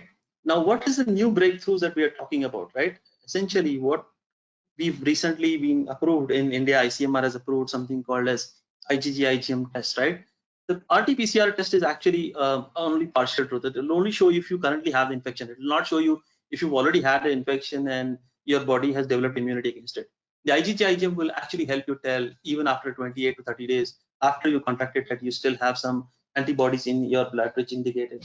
So this is something very interesting as a data to collect, and we'll start plugging this data into our tools as early as this week, the coming week, in fact, and we'll start getting more and more data from the startup that we are working with, right? I'll quickly go through the demo, and essentially what we are showing here is a weighted average of a score, right? This is the India map. A local health official can basically look at this and drill down into their state, and by region and pin code, they can actually attribute the increase, maybe or may not be, to the outbreak zones, right? So essentially, this is a computational, it's like a weighted average of all the parameters that they'll explore in the blood, right? And the next process is essentially, this is more of an indicative. They can then explain, okay, why is this red, why is this green, why is this orange, and vice versa. And you can basically look at all these parameters and try to explain the disease, right? I mean, maybe there are some genetic factors which have not led to outbreak in India, which is still a good insight. So this is an attempt from our team to basically try and explain the disease and make sure that we can. 1 minute to go. Yeah. With that said, essentially the request from community is that we know that these markers are effective at community level. They can actually detect asymptomatic cases, and it is cost effective at 200 versus 4,500. So we are requesting organizations that can volunteer their employees, especially the field workforce who are vulnerable, to be screened and share anonymous trends.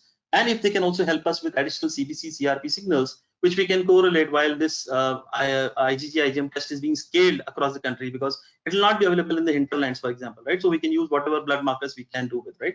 So I'm joined by a team of eminent doctor and epidemiologists, along with a very, very competent team of front-end developers and UX designers who are helping us basically cope with this, so to speak.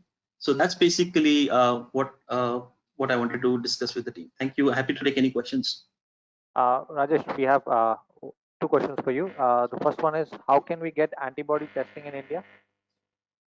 So this ICMR has already approved this testing in India for private labs as well.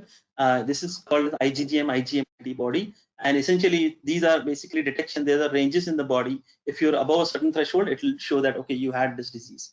And to answer a question from Dr. Biju, we actually aggregated this data and anonymized it and got it from the lab, especially the NLR data. Given that it was not peer reviewed, we don't make claims about it, but these are basically some signals we will provide to the local health officials. Okay, thank you, Rajesh. Moving on, we have Shijit from Coronathon. Shijit, I'm making you the presenter.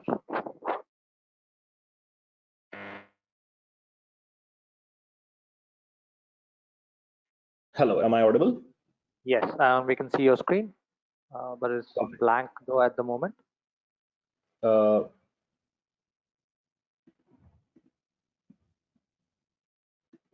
Just a second, let me sort that out. We'll come back to you, Shijit. We'll move to. All right. Okay. Okay. Abhishek Naik, I'm moving to you.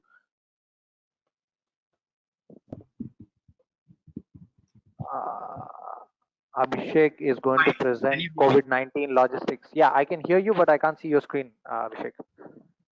Just a second.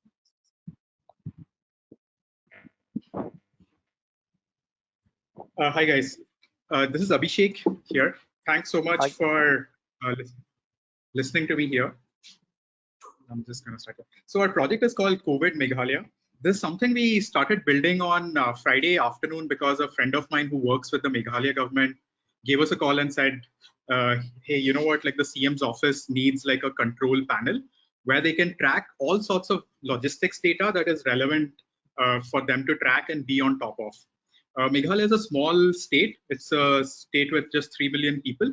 So they have limited resources, and the state is just far apart. So they need to really be on top of it, and they have a small team managing this. So this CRM that we've built is for the CM's office, and it's used by multiple bureaucrats in their office and a couple of other district officials. We went live with this project literally like today, and we built this out in 2 days. So the things that it does today, one, it tracks health supplies data. These are all the supplies required by the hospital. Second is it tracks essential food and civil supplies like rice, petrol, kerosene, etc. The third thing is it tracks all citizens who have any sort of symptoms which might lead to like a COVID-19 positive test, right? And then the fourth thing is that the government gets all of this data from different sources. So all of this data is actually uploaded from a CSV because they don't have any APIs or any databases. So I'm just gonna move on to showing you a demo of how this thing looks.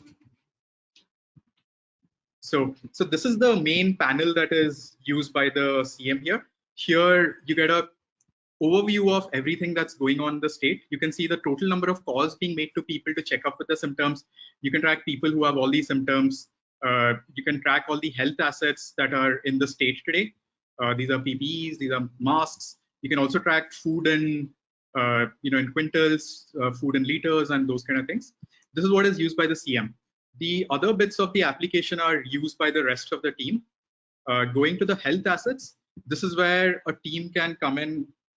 Somebody from the district can come in and upload a CSV and update this table so that they can have data for all of these individual districts. They can also update any item here so that if they run out of certain items or there are changes in the items, they can simply come here and update this to something else. Similarly, we have similar dashboards for food and civil supplies. It's again very similar to what I just showed you before. You can either see all the supplies here. You can see it by date. You can filter by subdivision, and you can like update the quantity either individually or by uploading a spreadsheet. The other app sites that we've built are this is to track the surveillance calls, and this is to track any sort of like testing data. Here in the testing data, the idea is that volunteers or employees of the state government, they call up every person who has some sort of a positive symptom like a cough, fever, or breathing issues, and they call them up every single day for 14 days to track if their symptoms have gotten worse or not. And that's basically the idea. So here, this data is dummy, so there are really no positive results yet in Meghalaya, so you don't need to worry. So this is something that that we built over the last couple of days, and it's going to be the main control panel that's used by the government. So if you're a developer, the things that we use is, one is we use this tool called AppSmith, which is a product that we've built. Second is we use PostgreSDB to store all our data, and then we use Postgres to easily just generate APIs. It took us about like 24-30 man-hours to do this. The ask that I have from people here, one is, if you know a local or a state government that can start using this immediately, I would love to customize this and deploy it for them. The second Abhishek thing wanted to go. Sure, thanks. The second thing we're looking for is developers who can actually contribute to this project and add a bunch of features. We are a small team and we are unable to move as fast as the government needs us to. So we would love any sort of help.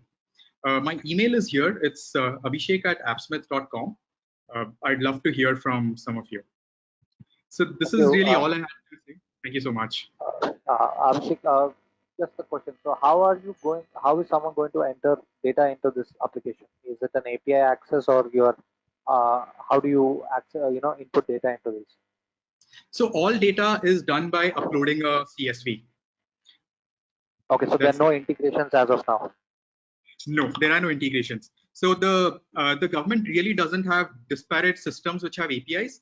All the data is generally like floating around in CSV, spreadsheets, some sort of a BI tool that somebody might have deployed for a particular department. we found that the easiest way for them to adopt this tool is to really just like click here, upload a CSV, and just see all of that data right here. Oh, thank you, Abhishek. Thank you so much. Shijit, I'm coming back to you. I'm making you the Yeah, presenter. hello. Yes, Shijit, I just made you the presenter. Your screen still white.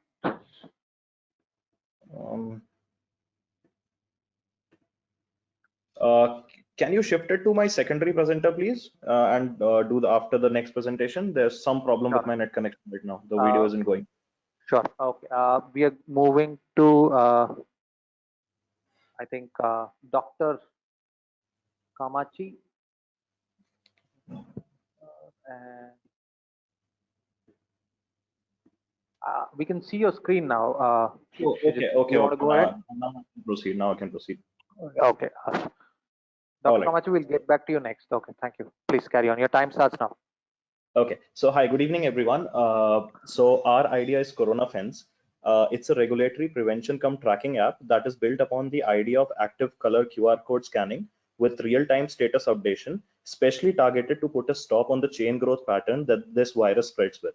So a specific approach has been taken to take this to the masses and to stay relevant post this pandemic time as well, which you will be noticing as this concept unfolds. So keeping in mind these couple of headlines that are right now up on the major news portals, we spotted a common pattern, which is the key of ending this pandemic, which is test, treat, trace, and isolate. And that's exactly what laid the foundation of Coronathon. It's basically a color-coded QR recognition app which puts a check to direct and indirect interactions that occur during and after the period of this lockdown. The color of QR displayed changes according to the health condition of the user, which happens through a set of protocols which are verified by medical authorities only. So someone who's self-declaring, he won't create any buzz in its chain. So after the basic registration and verification through Aadhaar, our first encrypted ID, which is UUID, is generated, user unique ID is generated, corresponding to which a QR code is displayed on your home screen, which will be post login and which will be your landing page basically. What we are trying to achieve here with the support of government and public authorities is a trend of what we call a modern contactless handshake, where every person you meet greets you by scanning the QR. If we get the right authority support, it can be made as a legal compulsion to step out of the house, just as driving license is required for you to drive a car. So this is a sample case of user interaction where 3 interactions are taking place between A and B, A and C, and A and D. Now suppose after 5 to 7 days and at different geographical locations, A develops symptoms and decides to go to a medic. So he can fire up our app and there'll be a self-declaration form for him. He can fill it up, post which he'll be shown a list of medics nearby. He can book the appointment from there as well. And only official registered and verified medical practitioner gets our blue QR code and access to the medic dashboard. So once a patient walks to you, you can scan, being a doctor, you can scan his QR code. And on scanning the QR code, a dashboard is displayed with all the symptoms with which the patient can be marked normal or can be sent for testing. All the interactions between the doctor and patient are monitored via DPID, which is the doctor patient interaction ID. So now if the doctor is if the person is tested positive, his QR is turned red upon verification by a doctor on a valid report upload only. So the doctor uploads the report, it comes to our Coronathon secure server, and after that only any warning or any red warning or yellow warning triggering is happening. So all those who have been in direct or indirect contact with corona positive patient will be intimated with a specific color code. Now, why Coronathon? Obviously, this is a big question right now with the launch of Arogya Setu as well. So one obvious concern is how do we use things offline? So our app being a two-way app, so basically A can scan B as well, B can scan A as well. So with that capability, what you can do is what you can achieve is printable QRs. So suppose you have a small child at your home, you can just give him a printable QR and all the interactions that the other guy can trace can happen through that printable QR. So we have rapid scalability as well. So what will happen, we will be more than happy to give this as an API to government apps, delivery apps, and healthcare healthcare apps, as well as hospital chains that they can link with their apps. So basically any delivery that's happening, that interaction between the delivery boy and you, for an example, is also being tracked. So, and this has also the capability of local sync when the internet is not available. And mainly the thing is we are safeguarding the entire chain reaction, even of intimating anyone by putting a Shit, it's proper 1 minute ago. all right, all right. So this has got a future expansion possibility as well, where we'll put it as a QR based travel pass and area access app. And the reason we chose QR is because it's a widely accepted payment. In fact, at the level of when funds are going through, people have accepted it there as well with apps as shown below. And right now the support we need includes, like, we need mentors for government and UIDAI authorities for obviously Aadhaar verification, and we need private medical care chains to link with us, and any tech team support from the above four mentioned QR payment apps will be really great, because they've got a huge experience of QR within themselves. And obviously I would love to connect with more passionate techies on this journey. So yeah, thank you. I'm open to questions now. Thank you, Srijit. So Dr. Biju has a question for you. Are the doctors going to listed over here are from the designated government fever clinics Corona? Sorry, I didn't get you.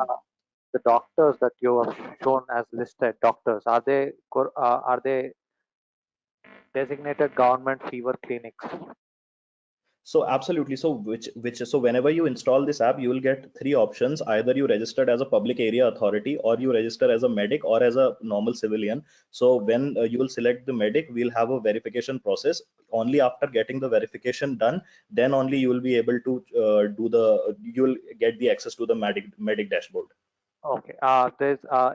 So having this interaction through QR code handshake is a change in human behavior. So how do you plan to approach this challenge?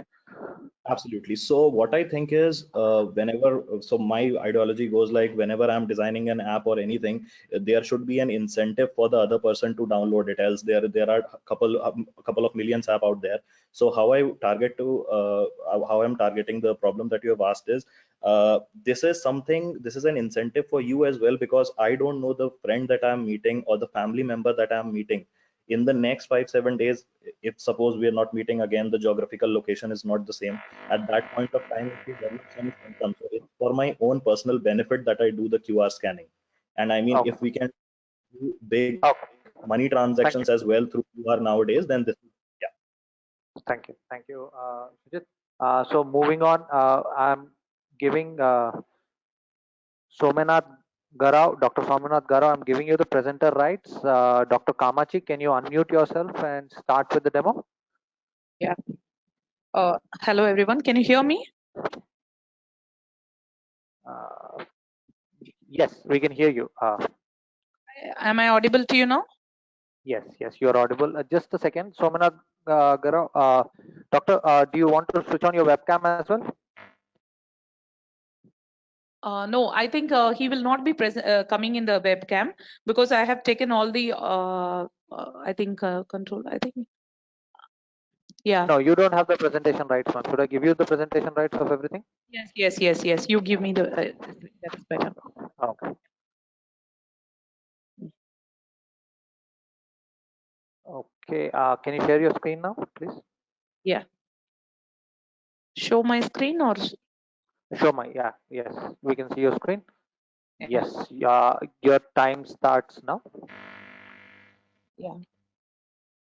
So hello everyone, I'm Dr. Kamakshi Shankaranarayanan, and I will be presenting on two important topics. One is antiviral mask and aqua sanitizer.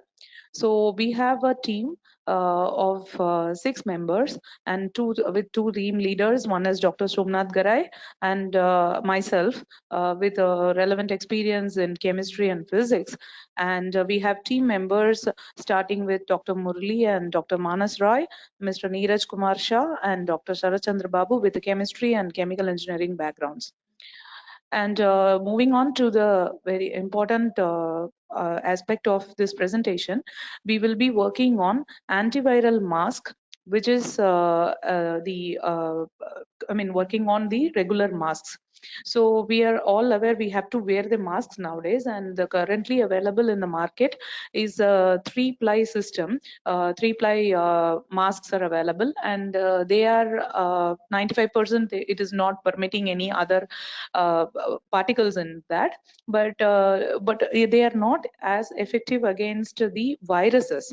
Okay, so we have developed a solution based on metal quantum dot embedded nano oxidic matrix. That is, we are embedding the metal quantum dots onto polymer matrix, which will be coated on the fiber of the material, and that will be useful against that will be used in this mask, which will be our product. And this is a prototype of the material. This is what is available in the market, and here we have taken this particular layer. I don't know whether I can point this, but there is a yeah, I think there is a pointer.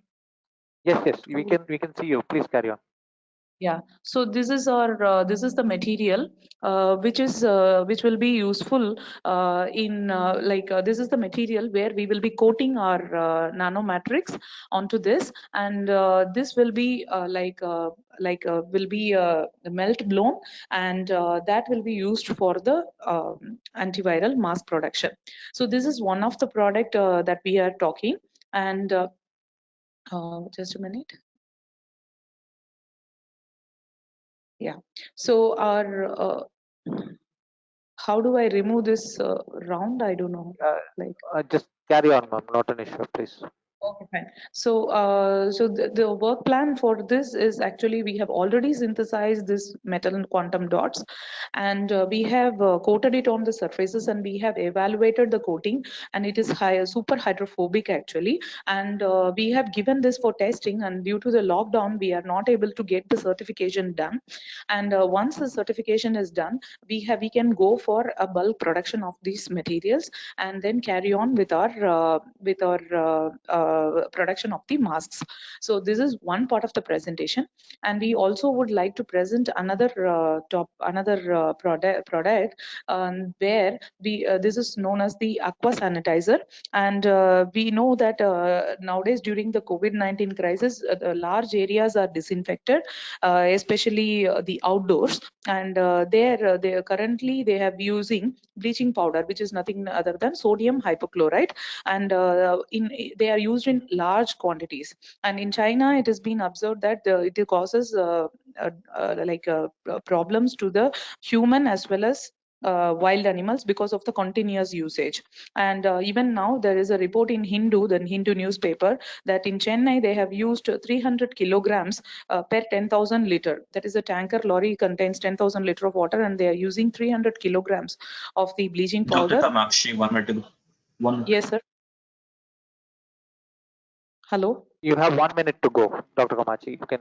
Oh, okay, fine. Yeah, so so this is being used, and hence we have developed a novel nanomaterial with the following advantages. One is we only the nanomaterial is quite stable, and it doesn't need daily disinfection on a daily basis. And second is we need only nanogram per ml quantity of this nanomaterial, and so it will be not harmful against any human or animals, and we will be using seawater, and so it will be cost effective compared to 300 kilogram of bleaching powder they are using per 10,000 liters. We will be using only 1 kilogram of our product, and that is the advantage with this our material. And we have future plans include, this is a prototype of the material where this is the product we have developed, and this and this will be used for disinfection. That's it. Okay. Yeah. Thank you. You have 2 questions from Dr. Biju. Yeah, please. How do you compare it with HIEQ viroblock? HIQ? HIEQ. HIEQ viroblock. Okay, you can check back with Dr. Biju in the chat section. Sure. Sorry, what is so that is the element that is being used in the 3M mask right now. Okay. Means I will get back to you. Yeah. Sure. And then, sorry, please. And the next question is, what kind of changes is required in the current manufacturing process to mass produce these masks? Antiviral mask? Yes, your masks. Does it require significant changes in the supply chain? No, we don't need any supply chain. We don't need any change. We are using the same material. As you have seen, we have bought a material from the market and we have taken it and coated with our nano material, and we have given it for testing. So we don't need anything. Only one place we need to coat it, and that is also a very simple and easy process to be done. So we don't need to change any supply chain in the moment.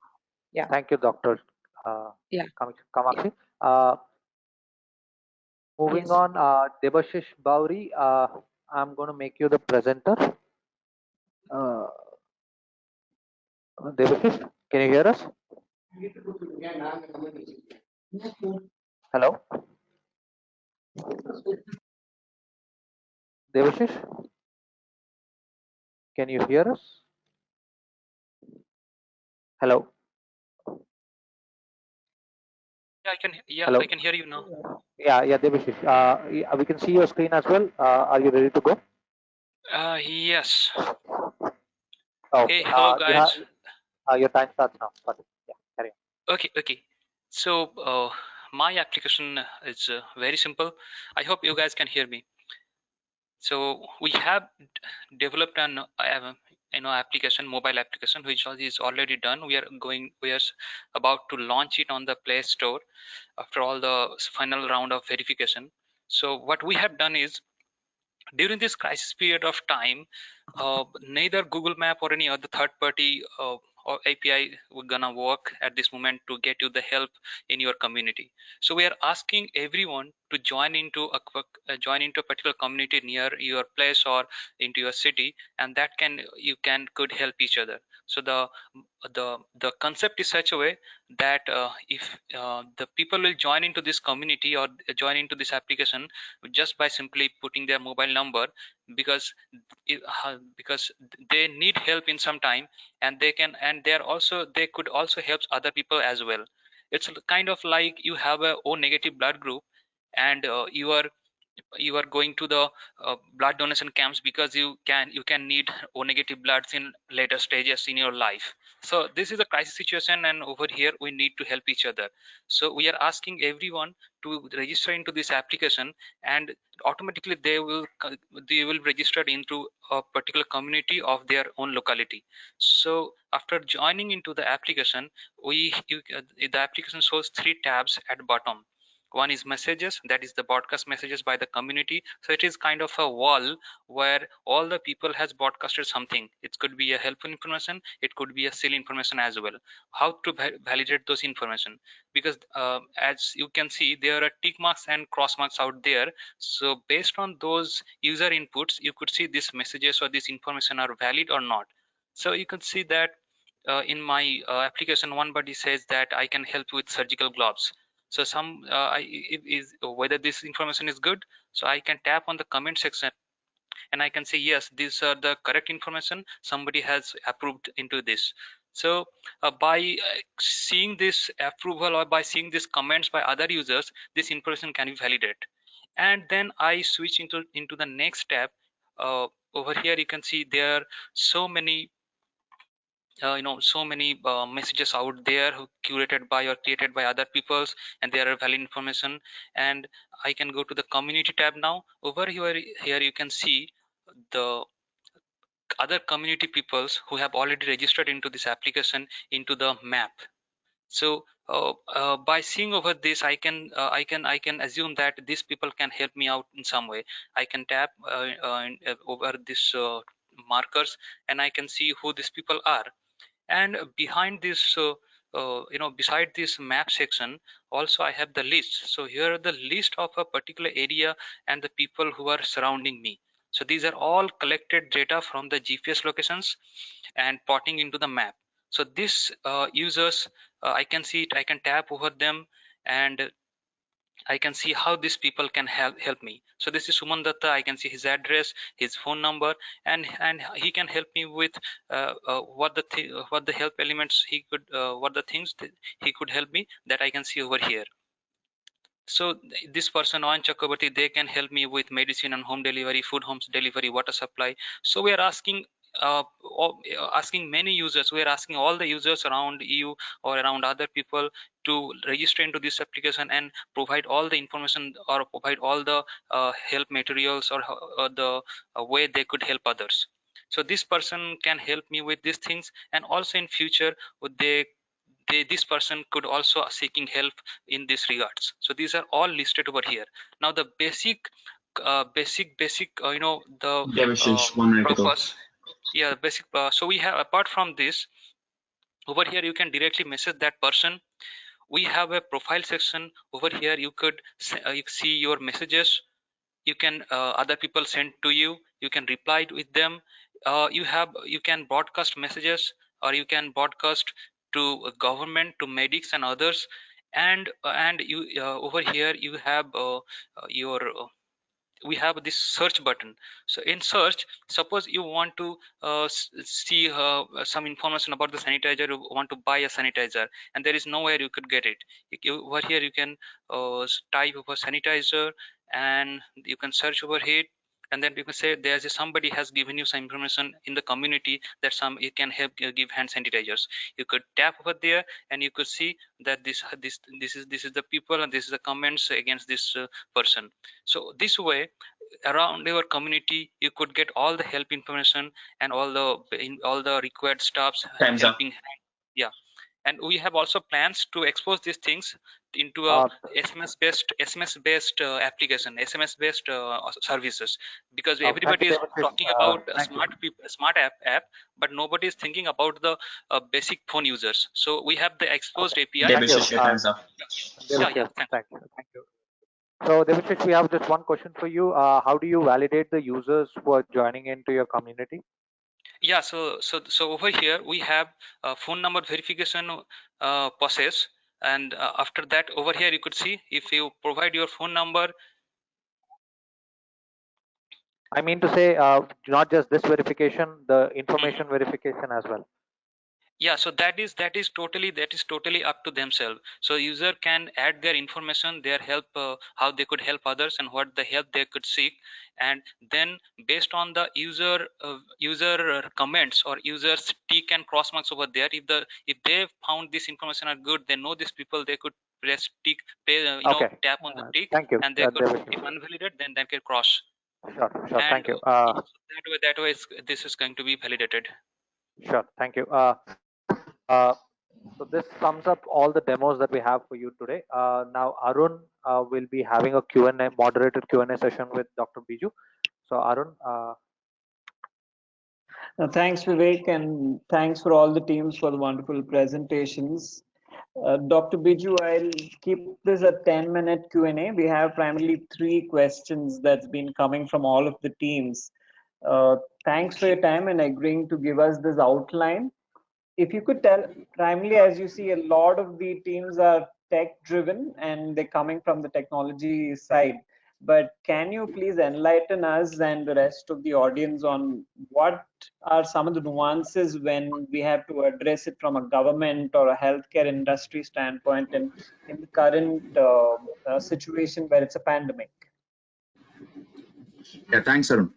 Arun, primarily, I think I would focus purely on the medical fraternity standpoint. What I see is like we know that the spread is comparatively every day it's getting bigger. So the primary object should be how do you kind of manage to reduce the burn in the healthcare provider side. So all these technologies which has been listed here, today's demo day and even the last week, which work towards buying us more time, making this on a staggered mode so that our current healthcare capacity is good enough to take care of those people who potentially get into serious conditions. So that's kind of means a critical condition. So that's something which we are primarily working towards. To make that happen, we need to have technology to kind of manage most of the people and stratify them whenever they are in isolation we need to have capacity built over detecting this from the home conditions, stratify them whenever we need, move them into the healthcare facilities, building some of the purpose-built isolation facilities, a few innovations like what's going on with the railways, making new tent-based capacity. So these are the kind of primary objects which we have set out right now. And that would go on with 3 separate stages of categories, which I can talk on the go based on your questions. Anything you would like to say from the government standpoint, like how is the government going about prioritizing the innovations that they see, and what does it take for them to get adopted in the real sense? So when it comes to that, as I mentioned, like mostly the capacity building is for, I mean, as you know, this is for 80% of the people who would be getting this would be mild cases, but those who need hospital-based critical care, who will be going into ARDS, what should be the management processes, setting up fever clinics across where the process is getting smoother, people who can actually get managed there. So the capacity building over there is the priority right now. There is also some work around looking at people who have got already exposed to this in the healthcare side by testing serological test, and some of them who are immune see that they comes in the front line for the support, coming out with the better PPE so that the disaster situations like what has happened in Italy where more than 70 odd doctors we lost them. So to avoid such kind of situations, building on PPE capacity, such kind of efforts are something which is in the priority right now. And also looking at how do you see a smooth transition from the lockdown, coming out of that, what would be the right way of finding out the hotspots, opening up the lockdown on a staggered way so that we can actually plateau the spread. So these are the kind of priorities at this point of time. Hear all of this. Sorry. Sorry, for those of you who missed, Dr. Biju is the India Director for UN Healthcare Innovation Exchange. Dr. Biju, could you give us some examples of some innovations that saw adoption through the UN Health Exchange? And So what we does have, it take to get that adoption? right, I could take a few examples. What we have done is as soon as this was actually spreading like wildfire in China itself, we started running a global COVID innovation index where we scouted for technologies which can be repurposed immediately and we can get it into the practice.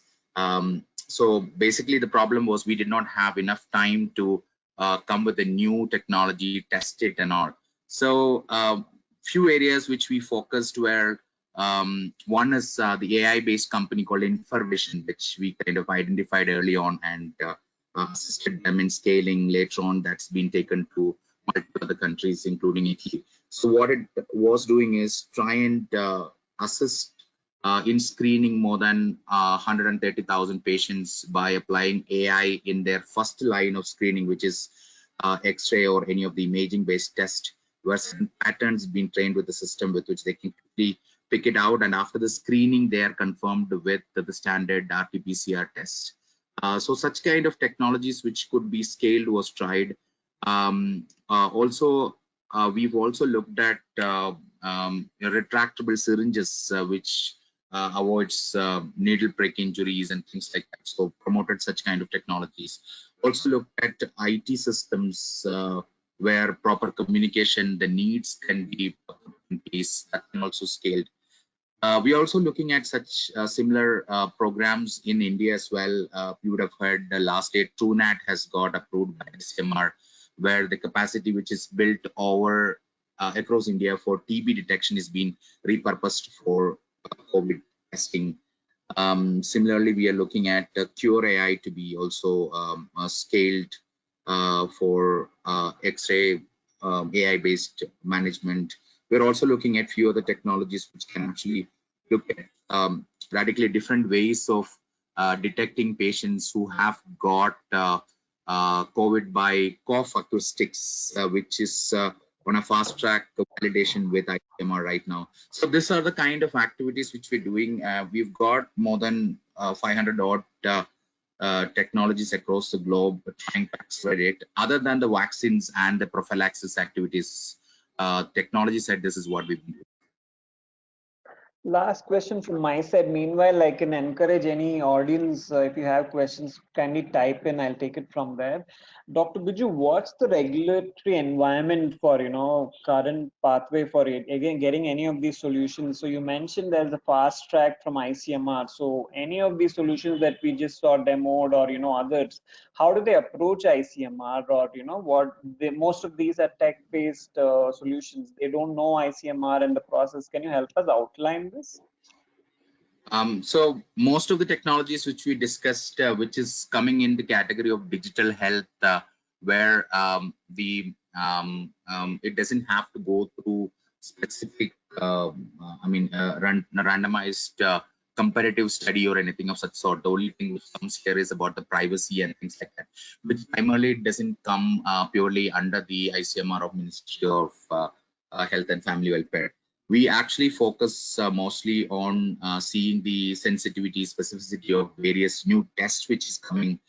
There is not less than a dozen of new PCR-based tests, new versions of serological tests, which is kind of coming in the process where we could assist and fast track. That's some area which we can do, and we would be needing a lot of such testing coming, increasing capacity there. Second is PPE equipments like the one which was presented, where antiviral filtration rates, testing that kind of things for masks and even coverall gears. Also in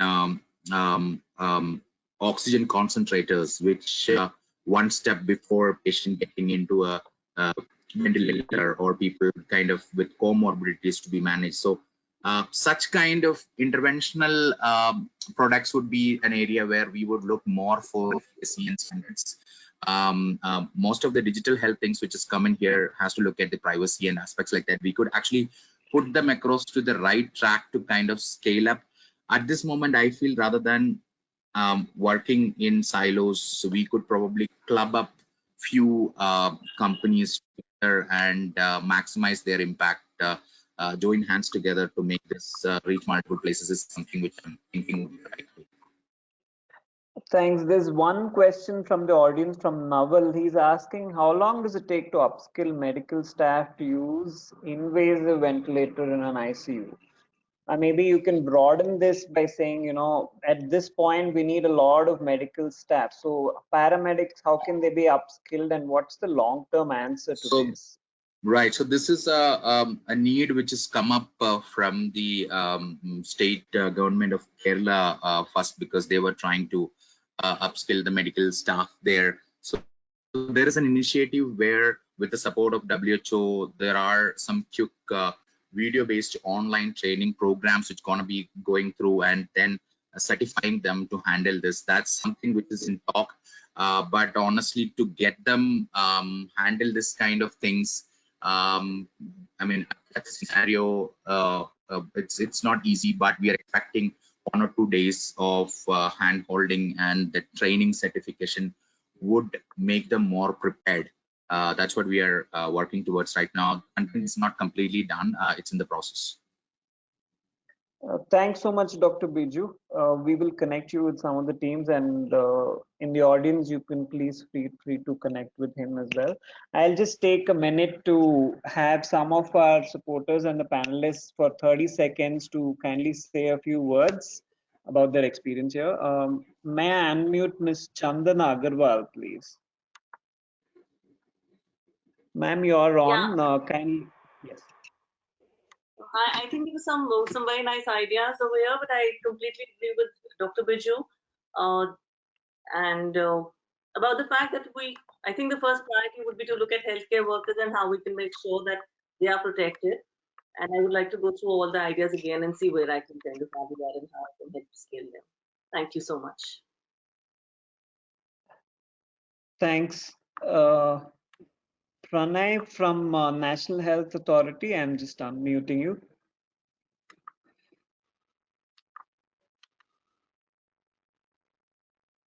Yeah, thank you, Arun. I think again, big hats off to the organizers for bringing in another round of a very successful demo day. I particularly have been impressed by a couple of projects, and I shall be reaching out to them later in this week on scoping out possible synergies between our mission and between the mission of the respective ideas. I would just emphasize on two aspects that Dr. Biju was also highlighting. I think we should focus on breaking these silos and probably incorporating collaboration between different initiatives in order to create a more robust solution. And secondly, when it especially comes to digital health startups, uh, I think what we need to be cognizant of is data security and privacy. India as such does not have data security. India as such does not have the regulatory framework for digital health startups, and that is why you need not have like a FDA equivalent approval to get your idea up and running, which is a blessing at this point in time, because we can have a lot of ideas coming in. But I think the founders need to be cognizant that necessary data protection, data security norms are taken care of in those ideas, because from a government standpoint, I think that is extremely crucial. Thanks, Pranay. I do see some of our panelists, I did not see them online, but Mr. Alok Mittal has left a thank you note for all of us. I'd like to just thank all my co-organizers, Paras Chopra, Satish Raghuraman, Vivek, Sparsh, Alok, Ansh Agarwal, Shruti. Sorry, guys, am I missing anyone? Thank you, everyone, for the effort, and thanks to the audience for being patient with us. And kindly get in touch with us if you want to help any of the teams. We have shared the Airtable links, which has a summary of all the teams, and we should also send out an email with any specific questions or connections you have requested for so far. Thank you all. Paras, Arun, Satish, guys, am I missing anyone? Yeah, Arun, I would like to thank you for being a co-organizer, and also thank Ankit Jain, Chandaresh, and many other volunteers, Shruti, Kritika, Cynthia. All of us are doing in this, in our part-time, and totally amazed by how this thing is evolving. So thank you, Arun, you as well.